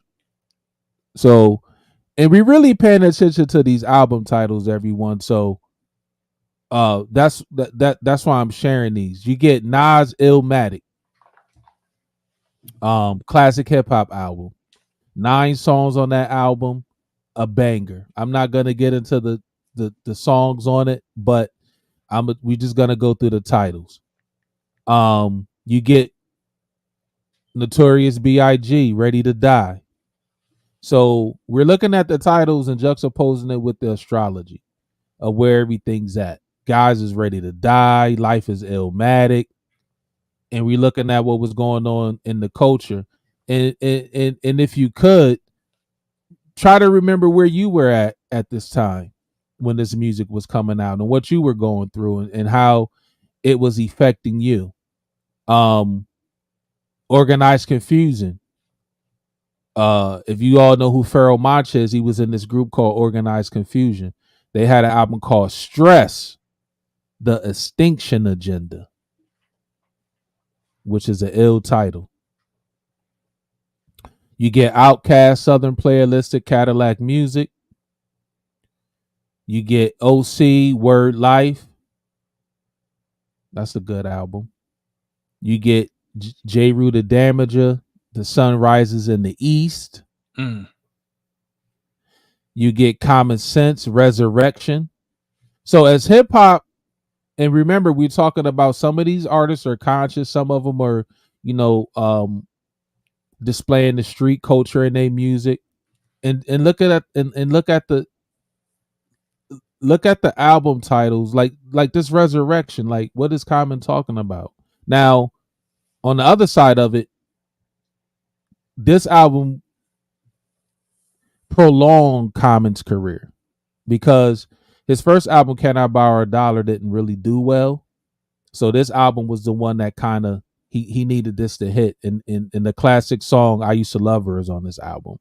And I think the Being You is on this album too. I want to say that's the time he had the beef with Ice Cube. But Resurrection, what are we trying to resurrect? Gangstar, Hard to Earn. What are we trying to earn? It's hard to earn. What are we trying to earn? We're trying to earn our mental stability as the world is shifting into a different place. Scarface, The Diary. That's a banger. Pete Rock and Sale, Smooth, The Main Ingredient. Also at this time, you get horrorcore, if y'all remember. You had Cellar Dwellers and this group, the Grave Diggers. They album 6 Feet Deep. Now the Grave Diggers was a group with RZA, Prince Paul, RZA from Wu-Tang, Prince Paul from Stetsasonic, and I think another MC from Stetsasonic, Fruquan. And I'm sorry, but okay, yeah. So it was Prince Paul, the Undertaker, Fruquan, the Gatekeeper, Poetic, the Grim Reaper, and RZA, the Resurrector. The Resurrector. Excuse me. So they're working their occult. So listen to those are the 4 gates. So say those again. Prince Paul was the Undertaker. Okay. Fruquan was the Gatekeeper. Poetic was the Grim Reaper, and RZA was the Resurrector. Yeah, so they just gave you Libra, Cancer, Aries, and Capricorn. The Resurrector, Aries, the Gatekeeper, Cancer, the Undertaker. What was the other one? It's the Resurrector, but RZA put RZA in there, so RZA. So say them again, please. The 4, and I'm gonna call them as you say them. Okay. Prince Paul, the Undertaker. Okay, Libra. Fruquan, the gatekeeper. Cancer, Poetic, the grim reaper. Capricorn, RZA, the resurrector. Aries. Wow. And I can't front, that album was banging. I had that album. And this was a genre called horrorcore. Mm. So they was this is shit at the base level. So hold on. Here's an example astrologically of the solidification of what was initiated through Hollywood in 88. Yes. Hollywood initiates this horror movie genre, or they take it to another level. Wes Craven and Stephen King and all the other lunatics. And then it is solidified through the music, through the Muse in 94 with what you explaining here, the Grave Diggers. Yep. Everything is everything. Nothing is separate from the other. Okay, I just want to interject that. And the album's called 6 Feet Deep. Mm. Dred Scott, Breaking Combs, West Coast artist. No. Hold on, ho. Dred Scott. Yep. 3/5, which is what we are still classified as. Wow. Yep. Colorable Law. Mm-hmm. Yep. Okay. Yep. Diggable Planets, Blowout Comb. It's so funny they got these two albums back to back. Breaking Combs, then Blowout Comb.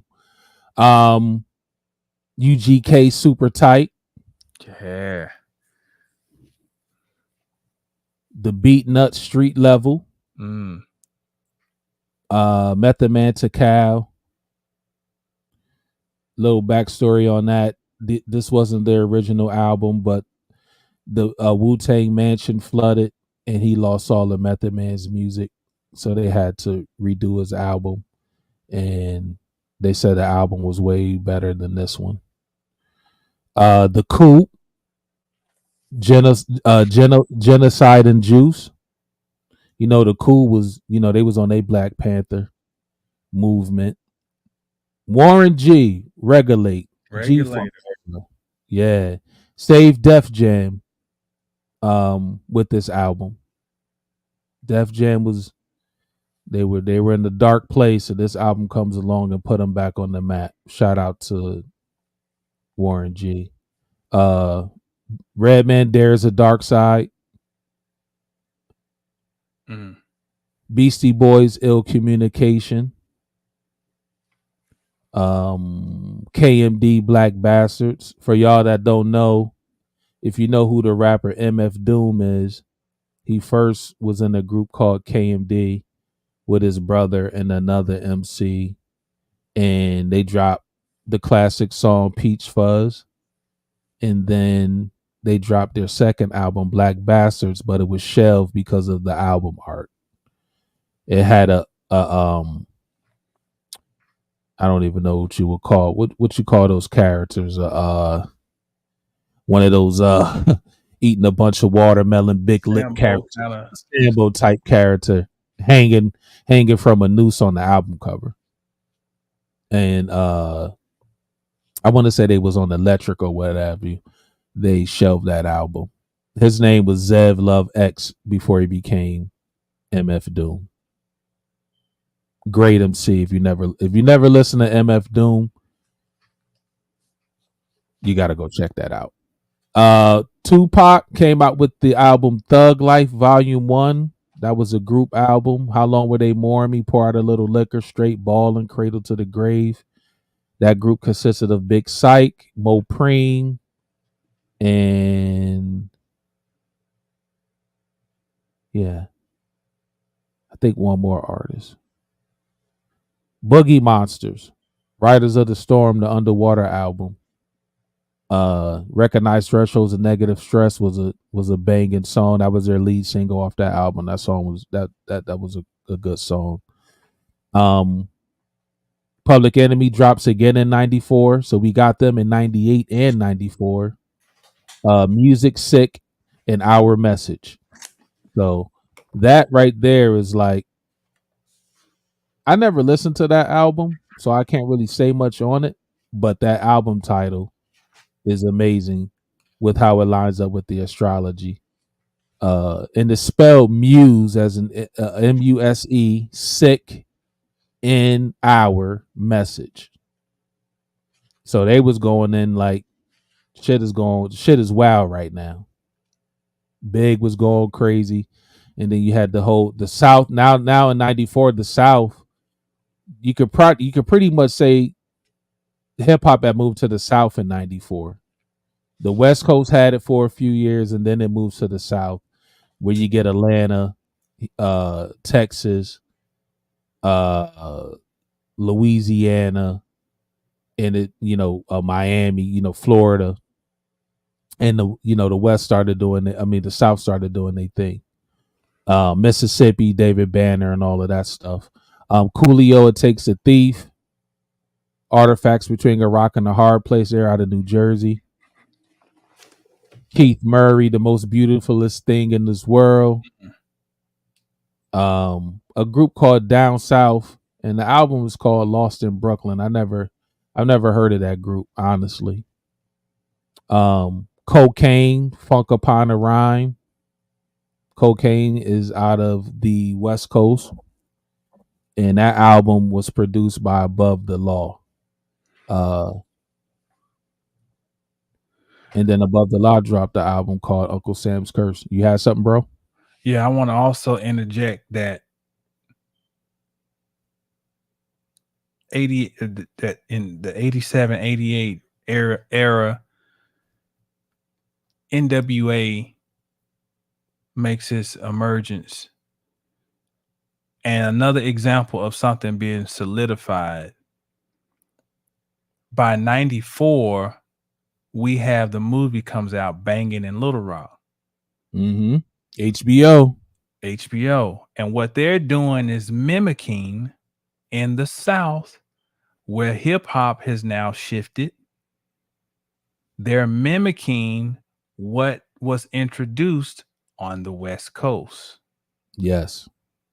And so we can see this connection that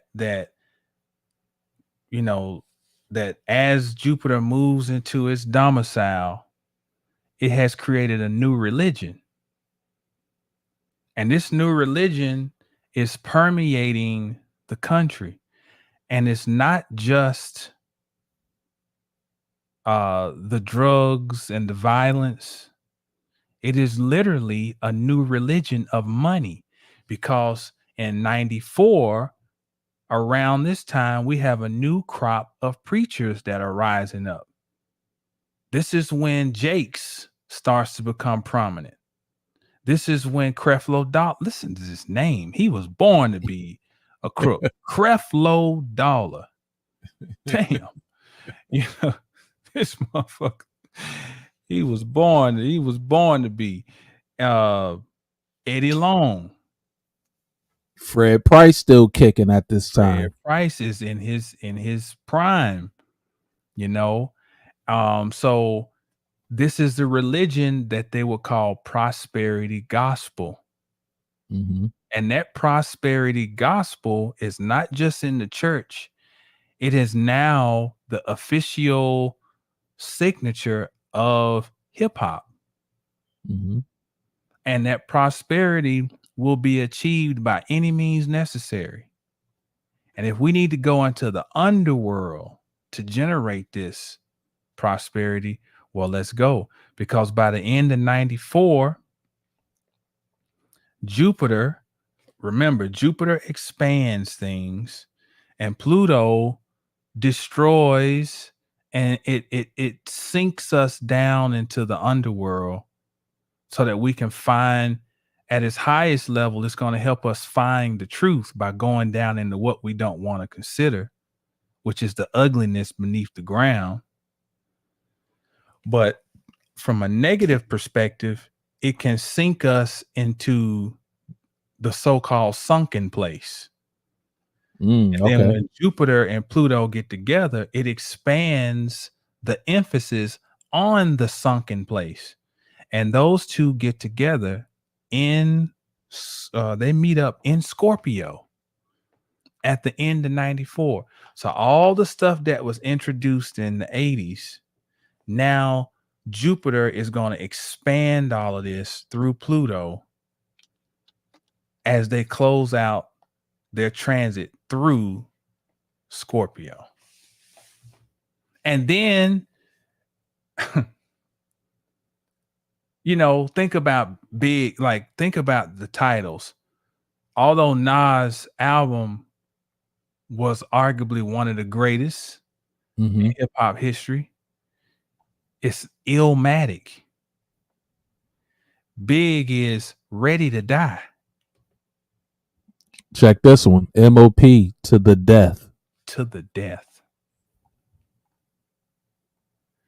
So, and is this the album with Pharoah Monch where he's coming up out of the red, like blood looking, or was that after this one?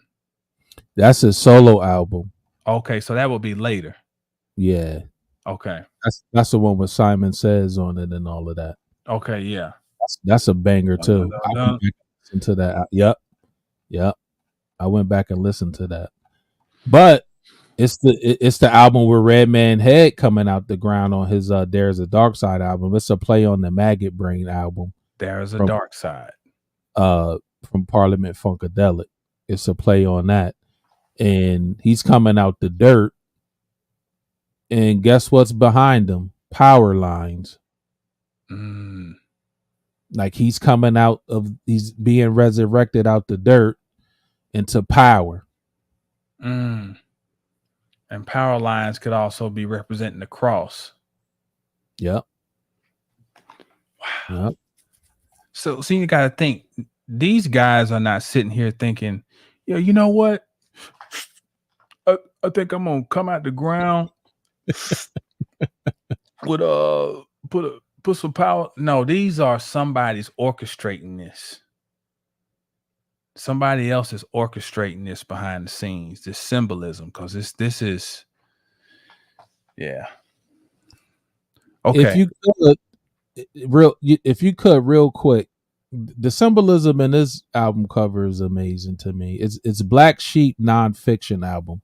It's their second album, and it's two sheep in a library aisle. Okay, hold on. Sheep don't read, because when you listen to these people talk about doing these album covers and even their music videos and photo shoots, they're always offered a look. It's not always in. It isn't always in.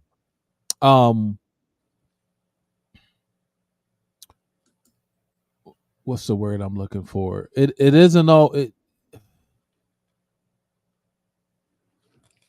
For the lack of a better word, yeah, it's not like it's a group thing, a collaboration. I'm sorry, a collaboration.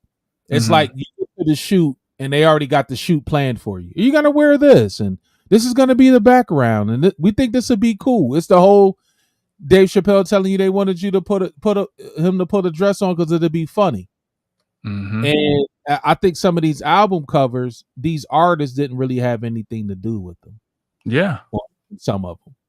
Now, Redman maybe said, "Oh, I want to do," because at that time they were, they was using a lot of Eric Sermon was sampling a lot of funk music, so I could see maybe, them saying, okay, he want to copy the Maggot Brain cover. So if you go back up, Jamal, is going to be the second one from the left. On your left. Yeah. Right there. That's two sheep in a library owl. And it just makes me think, like, they call people sheeple. So you got two sheep in the library. What they say about blacks, we don't read. and then those sheep has black faces with white bodies. Like, you know what I'm saying?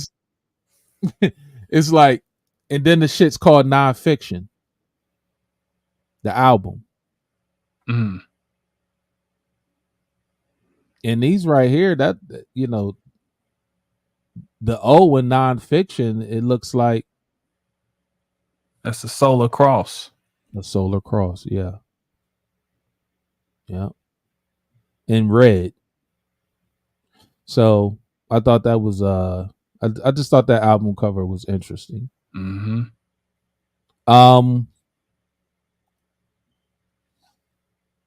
We get the Brat, she drops Functified, Mm-hmm. 8Ball and MJG on the outside looking in.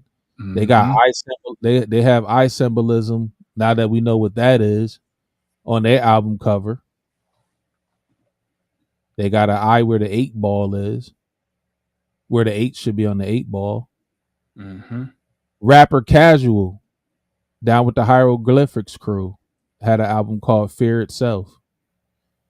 If anybody in here or whoever watches this later on is from Detroit and y'all know about Esham, he dropped a classic album called Closed Casket in 94. My cousin turned me on to Esham when I used to go back to Michigan. And, you know, Esham music was, I'm not going to say devil worship music, but he was tapping into that devil energy. His first album was called Booming Words from Hell. And I want to say that dropped in 88 or 89. 90, he dropped another album. No, I think it dropped in 90. I'm sorry. Then he dropped the album after that called Kill the Fetus with an actual fetus on the album cover. Like inside of like a, it almost looked like a ultrasound. Then he drops this album, Dead Casket. Closed Casket. But I can't front. It's a couple bangers on that joint though. And then and this list is stupid. You got so the honorable mentions, you got Big Daddy Kane, Daddy's Home, Brand Nubian, Everything is Everything, Bumpy Knuckles, Crazy as a Fox, Scientific Criminal, Edo G and the Bulldogs, Roxbury, 02119, Lords of the Underground, Keepers of the Funk, Rob Bass and DJ Easy Rock, Break of Dawn, Schoolie D, Welcome to America, Kool Mo D, Fushnikins, Craig Mack, classic album in my opinion, to Project Funk the World. You get Arrested Development, Paris, MC8, We Come Strat. It's Ill and Out Scratch, Spice One, America's Nightmare, Above the Rim soundtrack. Huh? My bad. I'm just telling Black Butterfly. Thank you. Murder Was the Case drops that year. And that's it, man, as far as all the classic albums of that time. Rapping Forte, Willie D dropped the album. Master P, Ghetto's Trying to Kill Me. Spice One, America's Nightmare. Flatliners, USA. So it was, the youngsters. I used to like the youngsters. They was dope out of Philly. MC8, We Come Strap. So you had a lot of these album titles going along with the time was just, in a sense, telling us to play without us really, because in 94 I wasn't where I am now. As far as looking at this stuff, putting it together like this. Oh, so no.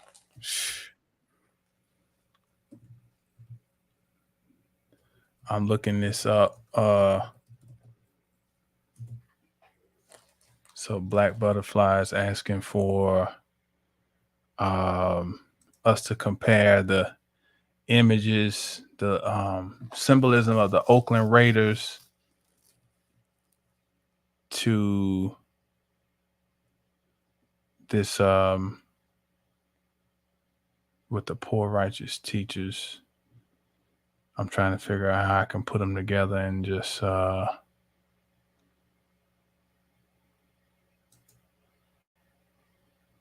I'm gonna share this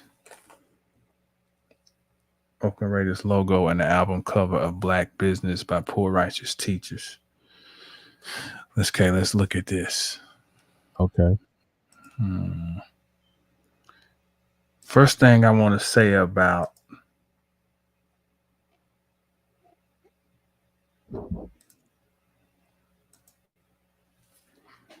so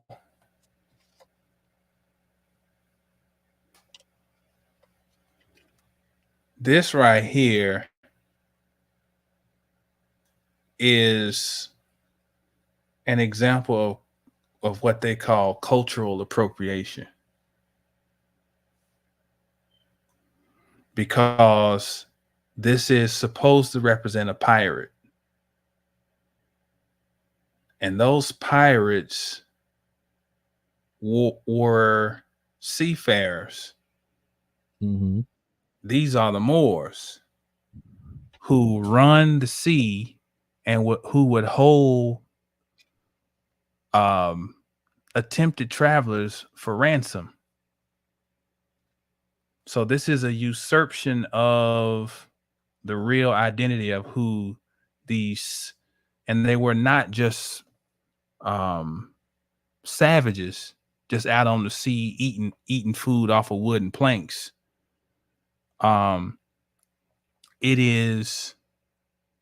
These are seafarers. So that's one. And she said, yes, it looks like the skull and bones. Definitely, it's definitely what they're alluding to, but they're using the energy of something else to charge this symbol.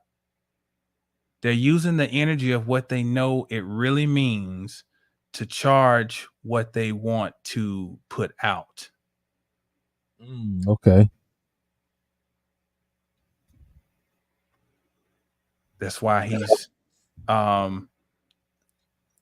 he has the carbon behind him. And that's why that would become such a powerful symbol in gang life on the West Coast. And even though we can't see him, it looked like he has some swords that what's some swords that bit like I'm trying to think, man. What is that movie? Shazam. Mm-hmm.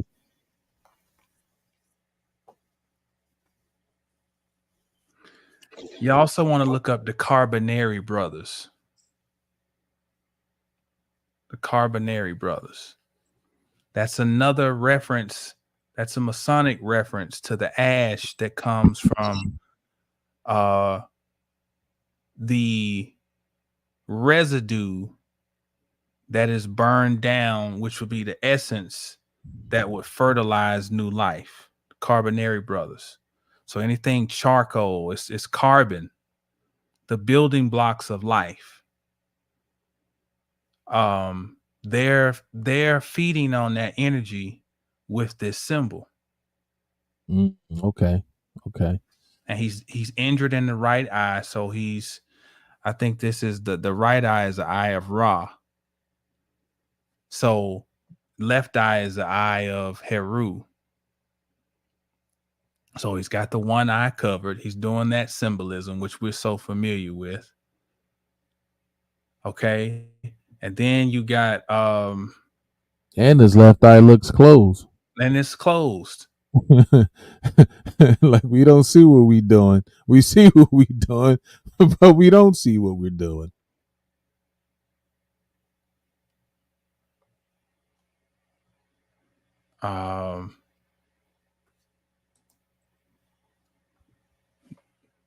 Oh, it's not showing. Let me Share this tab instead. Okay. Yeah, Khalifa, Kali. So here's poor righteous teachers. They got the hex alpha, which is a co-opted symbol. This is another representation of 360 degrees. These are 6 isosceles triangles. So isosceles is 60 degrees. 6 times 6 is 360. And there's a circle 7 in the middle. Mm-hmm. The 7 churches, 7 chakras, the 7 Hathors, and on and on. They dealing in that black and white And paradigm. the black and white. As above, so below, the duality, yin and yang, because in the black there's white, in the white there's black. Yeah. So they're dealing with the yin and yang, the as above, so below.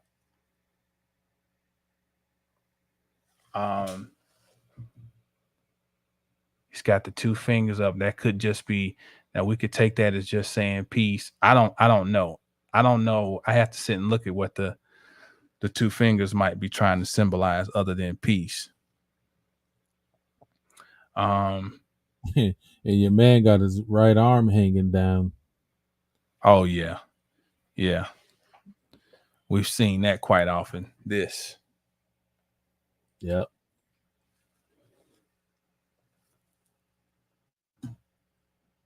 There's the other one. There's a symbol by itself. So of course they with the nation of God and earth. Yep.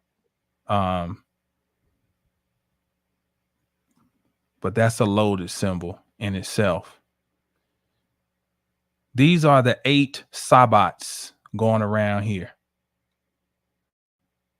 The 8 sabbats, which would also coincide with the 8 phases of the moon. This is the hex alpha. The sabbats are the holy days that are venerated by the Wiccans. Okay. There's one, and this was just one of the major ones, the solstice, which would be here, opposite the winter solstice. This is also the 8 spoke that symbolizes Great Britain.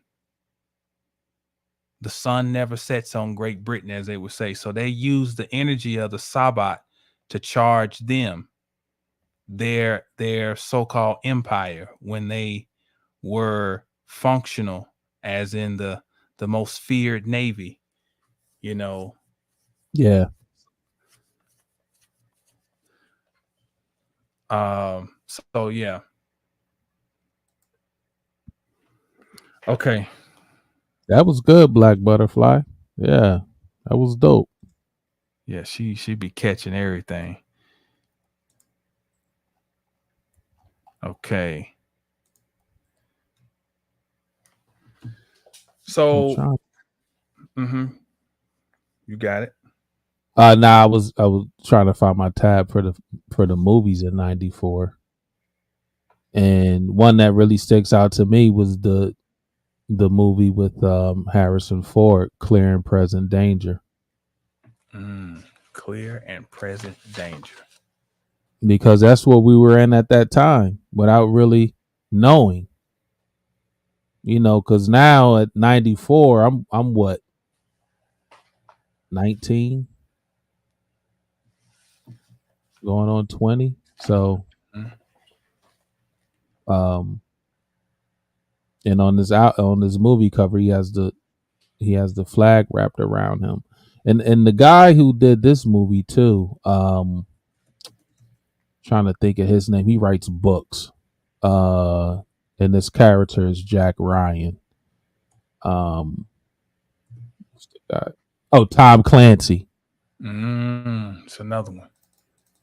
Tom Clancy, you know, not knowing if he is or not, but his movies, because when you make movies like that, we all know when there's anything dealing with the armed forces, CIA, FBI, they have somebody on set for what do they call it?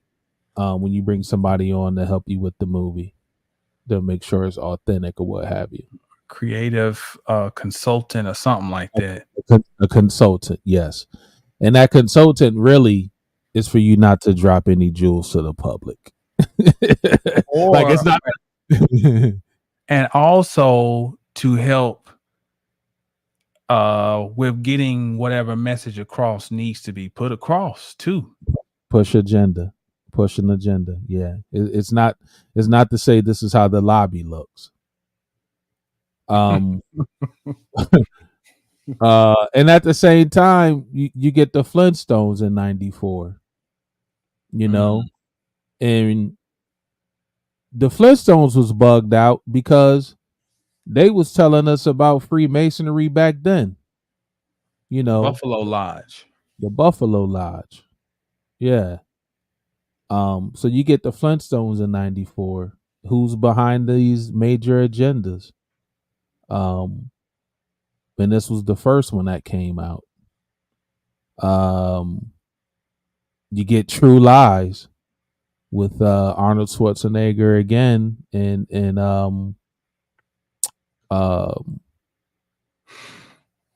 Jamie Lee Curtis. You know, who's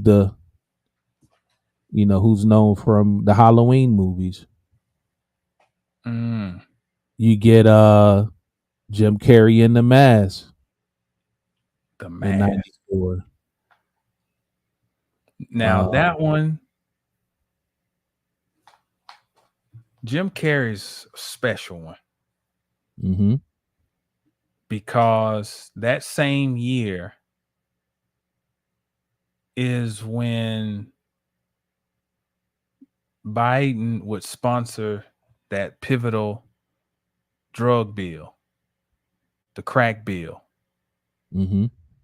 Some people would suggest that Kerry is one of the stand-ins for the POTUS right now.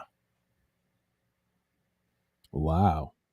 You know, he does a impression on Saturday Night Live on SNL of the so-called POTUS. But that's just a sidebar. I don't have any. Allegedly. You get Pulp Fiction in '94.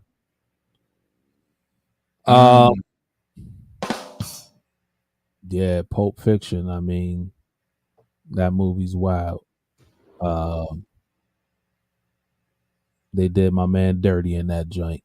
Ving Rhames. You know. Do you think that was a ritual for him, bro? Of course. Because not right after that, but later on, he does the movie where he dressed up as that lady. You know, and this is around the time you started getting Tu Wong Fu, when tough Wesley Snipes dressed up as a woman, and Patrick Swayze, and I don't think, but this all in that same time frame, I believe. Tu Wong Fu, like now they bring in the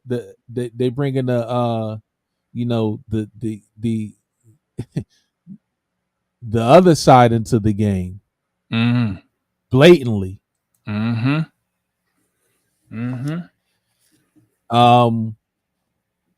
Excuse me. This was when Jim Carrey was hot. So now you get Ace Ventura. That was '94 too. Yep, this one he was smoking. Yeah, he was smoking at this time. This is like fresh coming off of In Living Color.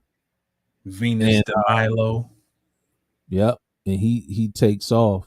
You get Blue Chips. This is when we get a look into how they were. The play on. We always heard about them paying black college basketball players, but Blue Chips really tapped into it. So we get that in '94.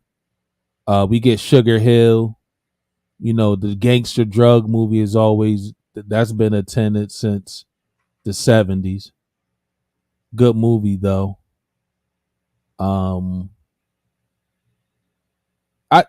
is 94 when we get Driving Miss Daisy? I'm not sure. Nah. I think that was in the 80s. I think that was late 80s.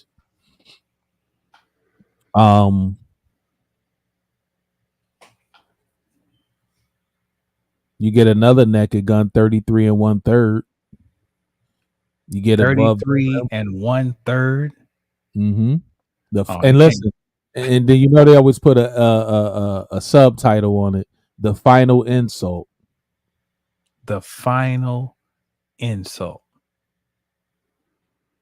And see, that's a movie that you just think is just an old silly slapstick movie, but the title, it's just like when we had the epiphany. It's like, man, just send me the title, send me the track, and send me the title, and I'm gonna write to whatever title you put on the beat. Yeah. It's like these movies sometimes. Oh man, yeah, dumb. How did we overlook the OJ trial, 1994? Oh yeah. That's and Behold the Pale Horse, The book. because OJ is trying to get away supposedly in a white Bronco. Yep. Wow. So because we've been on here. Damn, we're going on 2.5. We've been on here. So when we look at what the shift from 88 to 94, what do you think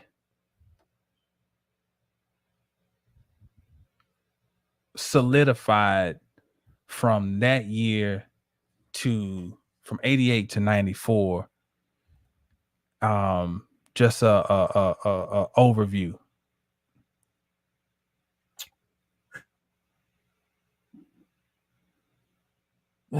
I think with what you shared as far as like the crime bill and all of that stuff, and someone said in the chat earlier in the chat about they were building prisons at this time.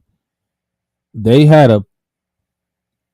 if we're gonna go with the astrology and these people are tapped in, they had a plan and the plan worked. When you're dealing with people coming from our neighborhoods, you know, we're gonna the quote unquote we don't have anything and all of that stuff. With all of these MCs coming up and the culture changing to more street type rap, more gangster type rap, more drug dealer rap. And at this time we're 19, 20, 18, 19, 20. So we're right at the cusp of, do we get a job or tap into the game? We all knew people that was hustling. We come from the neighborhood. Everybody knows somebody that was pitching, and you could easily get on. Like, it was nothing to get on if you wanted to. Somebody, if you knew the right people, they'd just throw you a pack. Get on your feet. Get on your feet. I had a friend like that. I don't want nothing back. Get on your feet. And I'm like, bro, like I ain't no hustler dude like that. You know what I'm saying? But if you knew the right people, that's what it was. And that became your choices for some of us. The music wise, it shifted. It shifted from East Coast, it shifted from West Coast. It brought in entrepreneurism because, a lot of guys started their own record labels at that time, Suave House and, No Limit. This was, Puff had his joint. you know, Death Row was still kicking.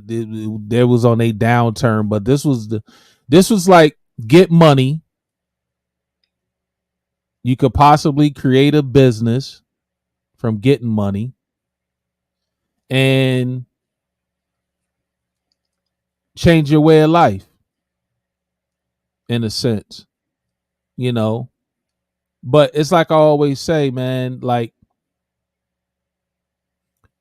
we was doing all of that to become the European in a sense. Because like we don't really and you know, I've talked with you off air about this plenty of times. Like we don't, in my opinion, we don't have a real culture. And what I mean by that is like we don't have a true religion. We don't know if we nation, if we gods and herbs, if we Christian, if we Orthodox Muslim, like, you know, we don't really have anything to like grasp like so-called other nationalities do. So it's like if when you got money, it was just like trying to emulate the European, and you know, and we was it was like we was catching up. So it was like you get money, you buy fashion, you buy cars, you buy jewels. You know what I mean? You might start a business. Guys was trying to do that until they tapped into how your aunt buying this building and she work at a nursing home. Like she don't even have the kind of income to, you know, because guys was trying to wash their money and put their money other places, and some did, but I don't know, man. Like it was crazy. It was, I don't know. I think we saw a loss of innocence between 88 and 94. Hmm. And we saw a new type of religion emerge. And Money. we look at the word religion at the core of what it means to be bound to something. And so as the religion changed, and we know that the Inquisition never stopped, and that there's a church that sits over every aspect of our life. There's a financial church, there's a health church, which was very active in these past few years. There is a legislative church, judicial church. They're all ecclesiastical. They don't answer to this God that we think they do, but they Right. create bindings through the institutions they run.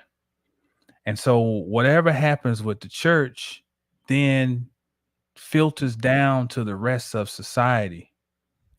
And we saw a shift from 88 to 94. And so we're using that to try to see what are we seeing now. I think we're going to see a further decrease in the innocence, because now they're putting it right in your face that the preacher, I got about 5 or 6 children, outside babies. Yeah, I'm not perfect. It used to be that at least the preacher tried to put forward this image of being holy and whatever, although we knew he was full of shit. But now it is, we're going to tell you straight up that, look, man, I get it in. And then what I do is I go back and pray, and the people be in the comments, touch not thy anointed. And, you know, man of God, we praying for you and we're not going to judge you. We don't want, so everything's being put out in the open. So what I feel like in the next 6 years is what is being laid down as a foundation to make humanity so savage that by the time 2030 gets here, we'll be begging for a new set of laws to put shit in order. because Jupiter also deals with laws. Mm. And so the music that came out in 88 using the power of the muse would help drive the legislation 6 years later in 94. You see, the muse now is being used to create a certain sort of behaviors or culture. And then this culture will need to be regulated by 2030. And by the time we get to 2030, all of the outer planets are now in expressive signs. We've got to pay attention. Uranus is going to be in Jupiter really soon, like in the next couple of next 2 years, year and a half, 2 years. So there's going to be some type of shakeup in communication. There's going to be a shakeup in business and commerce. There's going to be a shakeup in maybe in travel. So in other words, we're talking about something's going to shake up our society.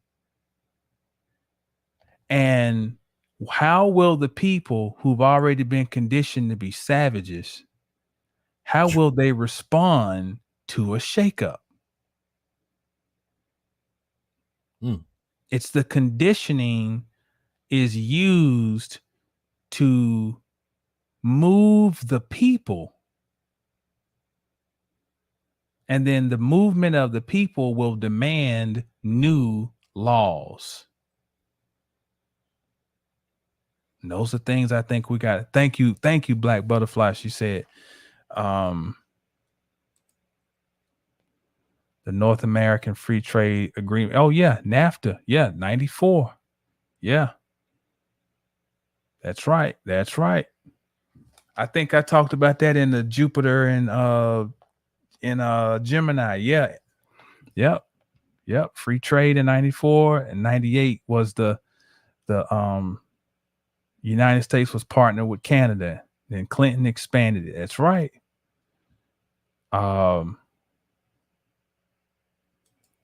That pushed a lot of jobs out. What's that? So that pushed a lot of jobs out. And it pushed a lot of dope in. Yep. Because and it's like there's always these ebbs and flows of these type of movements, because like so growing up in Pontiac, General Motors, Ford, Chrysler, everywhere. 2008 comes.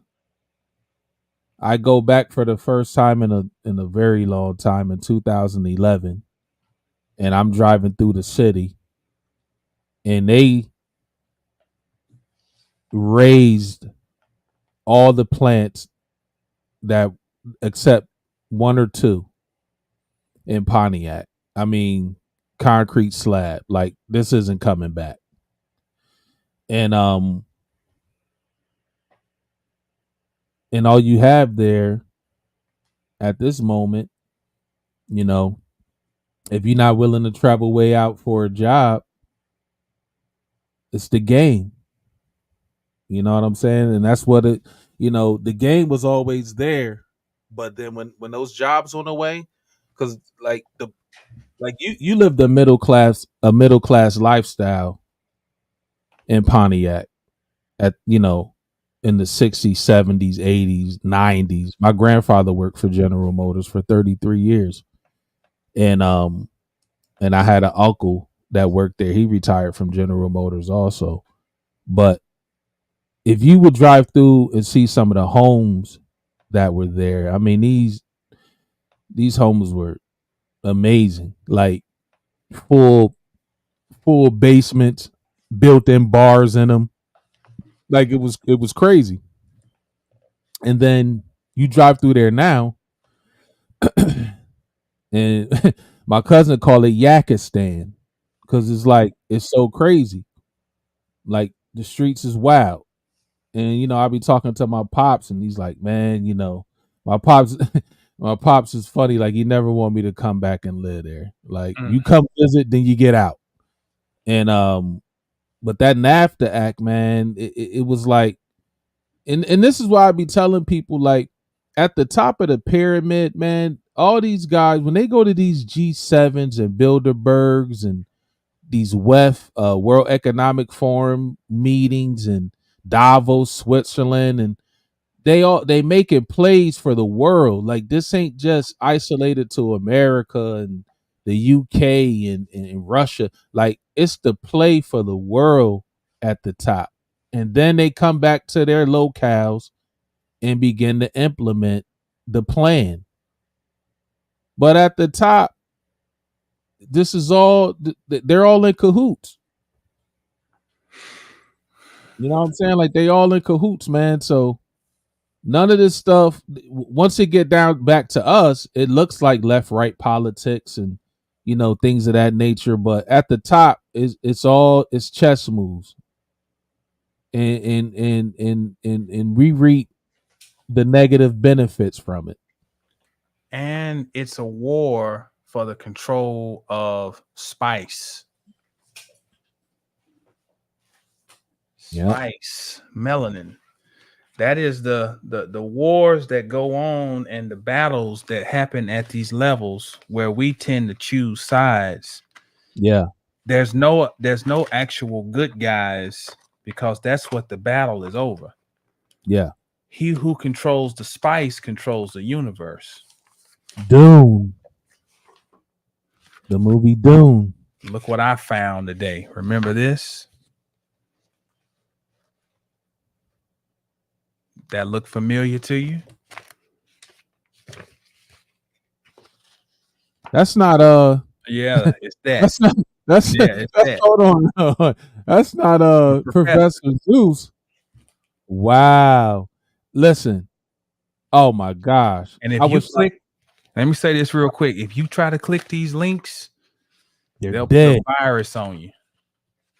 Wow, really? Yeah. These links ain't no good on here, though.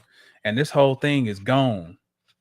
Now, let me just say this real quick, and don't forget your point. If me and Dap turned me on to this like 5 years ago, I said, I'm finna copy this stuff because I said it ain't gonna be there. While Jupiter is in Gemini, listen to me. You will have access to all types of information if you are looking for it and you know what questions to ask. And when you find it, you need to get hard copies of things you find because it ain't going to be there. It's going to disappear. Go on the book buying spree now. Buy the books. Print out if you find something, print it out. Get the hard copy. You got to go back to the old school. My grandmama used to say, go back to the old way because the new way ain't working. Yep. But my bad. Go ahead.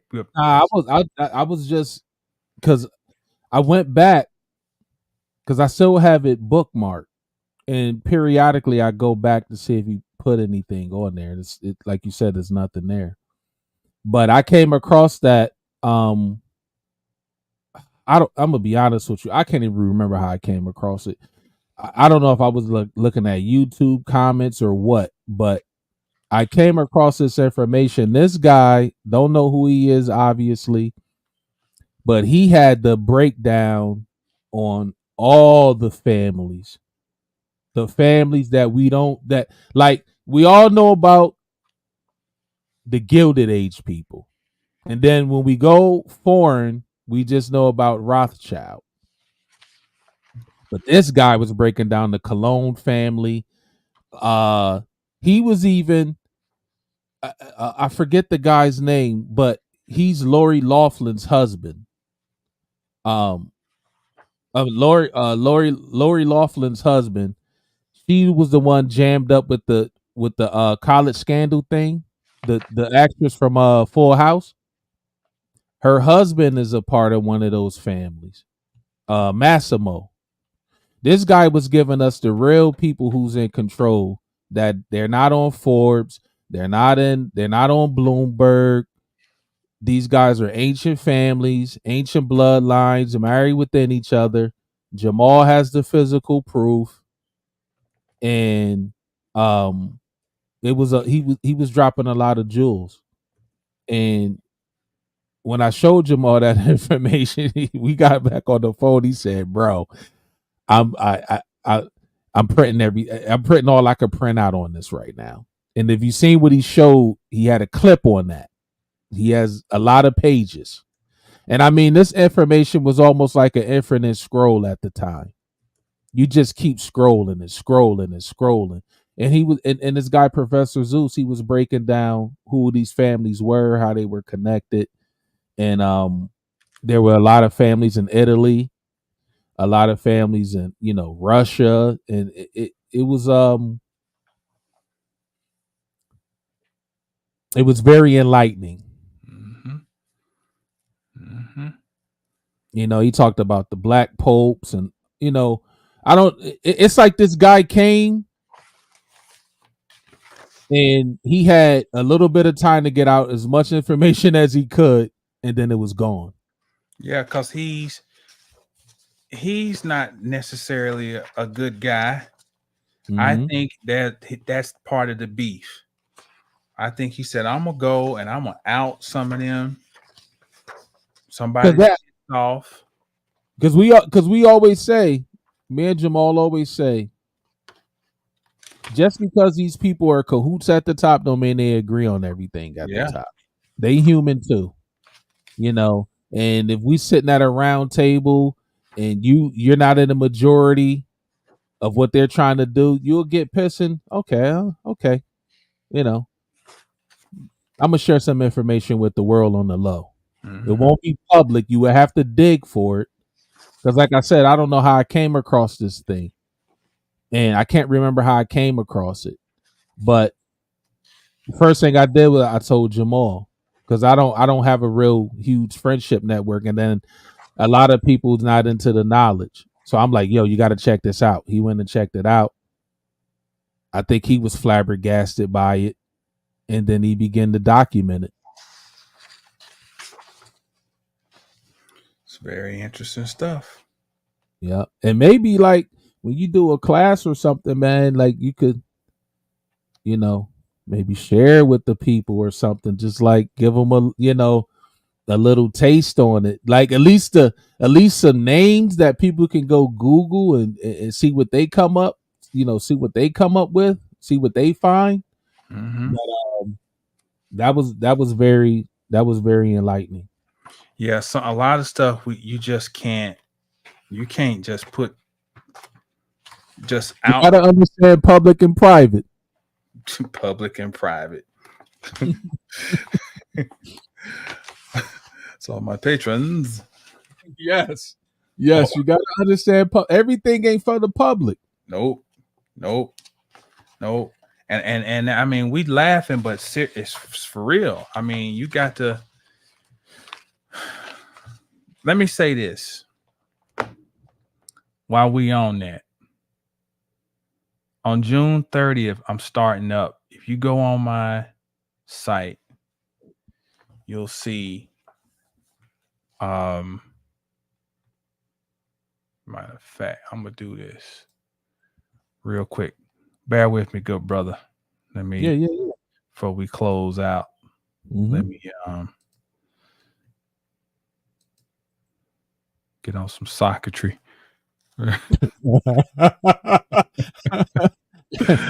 Oh man. You don't know culture. You don't know culture.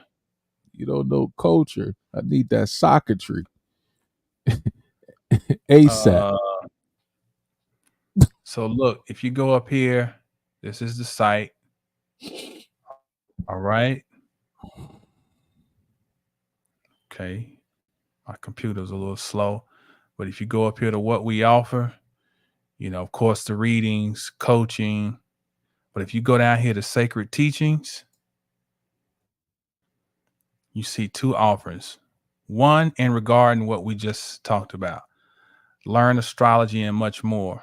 720 Sacred Teachings. Welcome to 720 Sacred Teachings, where you can expand your knowledge of astrology, metaphysics, symbolism, and much more. This is where this will be a place. There has to be an inner sanctum within the inner sanctum. So I have to kind of vet people, even in that, to where some of this stuff, we can share some of this. But let's see, that crazy said, is the bundle it's not required, but it's suggested that you get the bundle, because I'm going to be referencing the bundle in some of the things I'm teaching, especially these 5 handouts. I'm going to be referencing those, and we're going to be doing stuff out of the 2020 and my book, The Manifestation. But so yeah, just a sidebar, a little, we got to do a little bit of pause for our sponsors to give us. This build is sponsored by 720astrology.com, and go over there and check it out. I don't want to be pandering, but I do have some offerings if you would like to be edified. But my bad, G. What you got anything that you want to direct the people's attention to follow you, or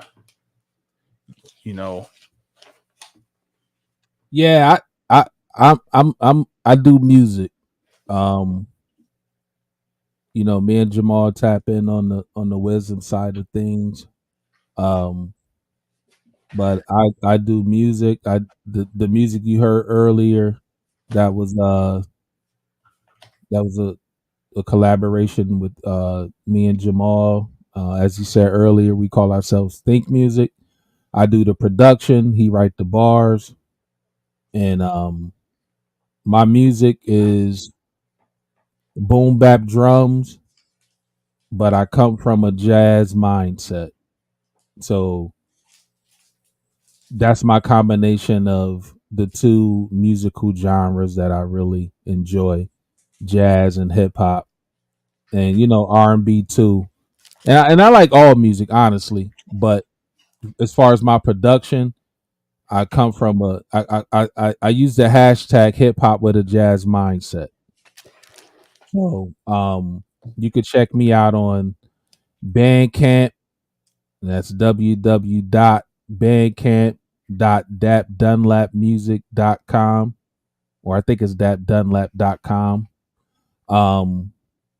And I have a YouTube channel, Digital Musical Art, and I have some tracks on there. So, if you like instrumental music, that's what I do.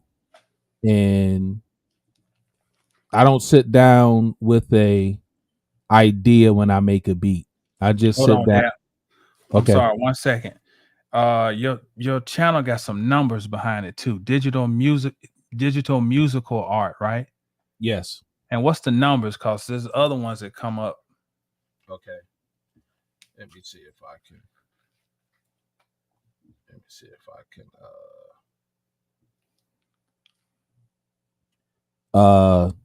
3494.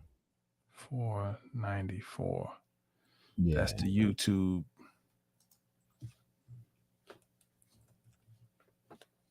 Yeah, I have tracks on there. I haven't posted anything in a very long time, but I'm looking to do that moving forward.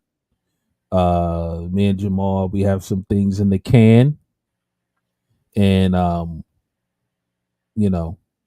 that's me. My music is like, when I sit down to create, I don't know what's gonna come out. I don't sit down with an idea as far as excuse me, as far as what I'm gonna produce. I find samples, I chop them up, and I make the beat. So all my beats, I don't quote unquote have a sound, I don't believe. Because if you listen to our music and if you talk to Jamal, if you was listening to our music without knowing who I was and you talk to Jamal, you would probably say who made these beats. You wouldn't think it was one person because they all sound so different. So if you're into instrumental hip hop, check me out. I would greatly appreciate it. And yeah, man, that's all I got. I don't know why my That crazy. Thanks for liking Jabril.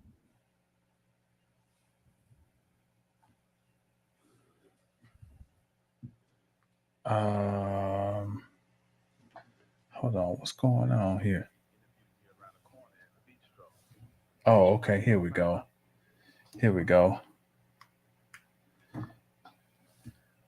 Just gonna give them just a taste of this. Okay.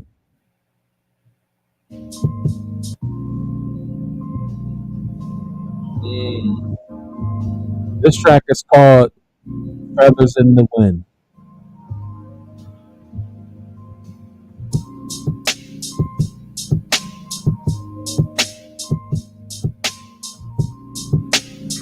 Melodic minimalism. Yes, indeed.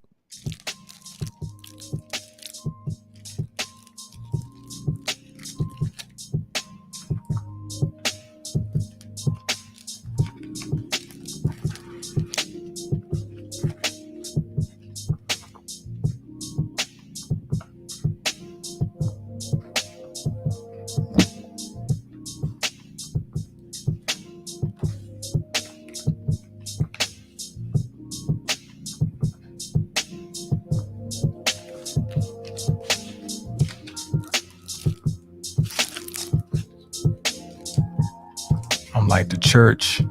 I got your music playing. I need y'all come around and pay your tithes and offerings. Give them some walking music, Derek.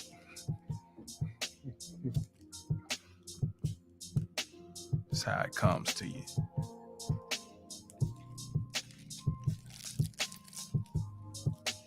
Got your packages coming out tomorrow.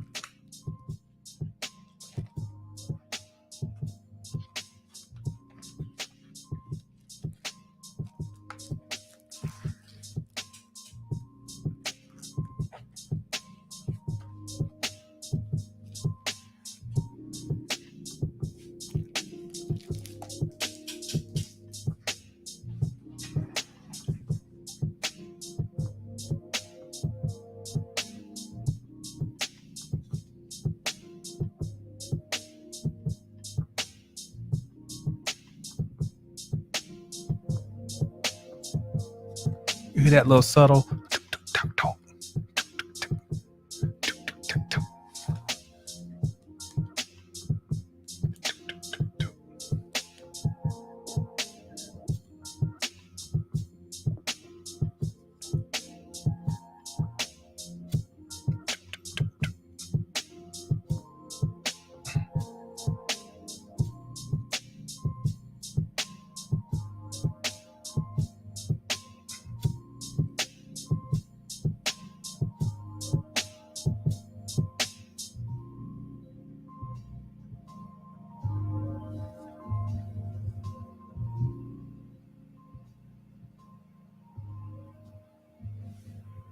Okay, y'all mind if we leave y'all with one more? What's one of our tracks to that we got up on the streaming? I don't know if you want to go with a. Yeah, they might not be ready for an opus yet. Yeah, yeah, we almost 3 hours. It might be. Oh, Iberian Oracles. All right. Yeah. And we're gonna close out with this. Iberian Oracles. Oracle of Delphi, Kiss of Spain selfies, Madrid Al Aqsa in the West Test Proctor. Oversee the lane like a faucet raindropper. Game for a lame so that he can walk a game. Think music's good for the brain, opposite of aspartame. The master tames his mind as the bull gets slain. Bullet the nearest train, speak faster than steel frames. Aquarian the insight, wayfarer at night. Surfing digital ocean, see folk with no sight. So eyeglass as the hourglass pass. Time unfold aggressive when they get on your ass. So very precious every moment, think about that before you spaz. Hormonal eruptions is DNA corruption. Double helix, double dutching with an alien hand touching. But that's devices hidden inside that will come online at the right time. Iberian oracles, our contributions is historical. Deplorable how they got us living, so we switch lanes, new dimensions. Iberian oracles, our contributions is historical. Early new dawn, we risen, like the sunshine for new vision. Obsidian brooch, so the roach do not approach. Suckers get reproached with an open hand choke. In the beginning was the word, you'd be wise to study the quotes. It just might open up your mind to resonate with the goats. Fihi ma fihi, brass head chicky, lamp lights you can see at night. West African retina, reptilian bagpipes. Wisdom sing praises to Typhonian archetypes. Hum along to the same song, universal tone. To be God, you are prone, rightfully take your throne. It is found in all the holy books, Vedas to Quran. Bible scriptures paint the picture, Zohar is the dawn of the world to come, that will be done. Kabbalistic stakes to symbolize the rising sun. My tongue is my gun, I will squeeze it till I'm done, and stay down till I get up, even if the last one. Iberian oracles, our contributions is historical. Deplorable how they got us living, so we switch lanes, new dimensions. Iberian oracles, our contributions is historical. Early new dawn, we risen, like the sunshine for new vision.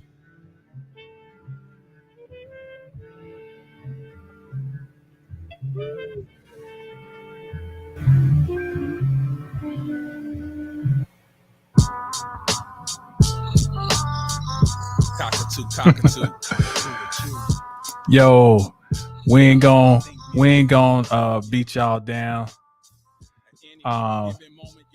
We appreciate y'all for tuning in.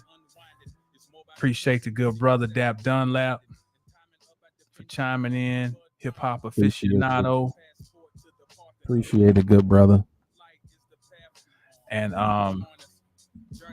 we ask that you like the video, share it, and if you haven't yet, subscribe and check us out on Bandcamp. We do have music on Bandcamp.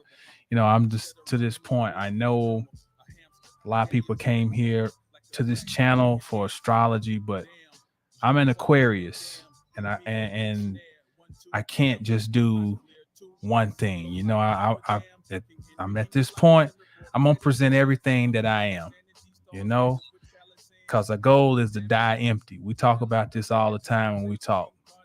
That's why I need to release more music. Die empty. I want everything out. So we're just gonna put out everything that, you know, everything that we do. So yeah. If you've been watching, we appreciate you. You're a legend. In the words of A.A. Rashid, you're a legend. Indeed. And yeah, we will be coming back soon with another installment of the Astrology of Hip Hop.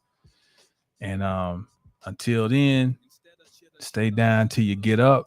When you get up, stay down and know the stars to know yourself. Peace. Peace.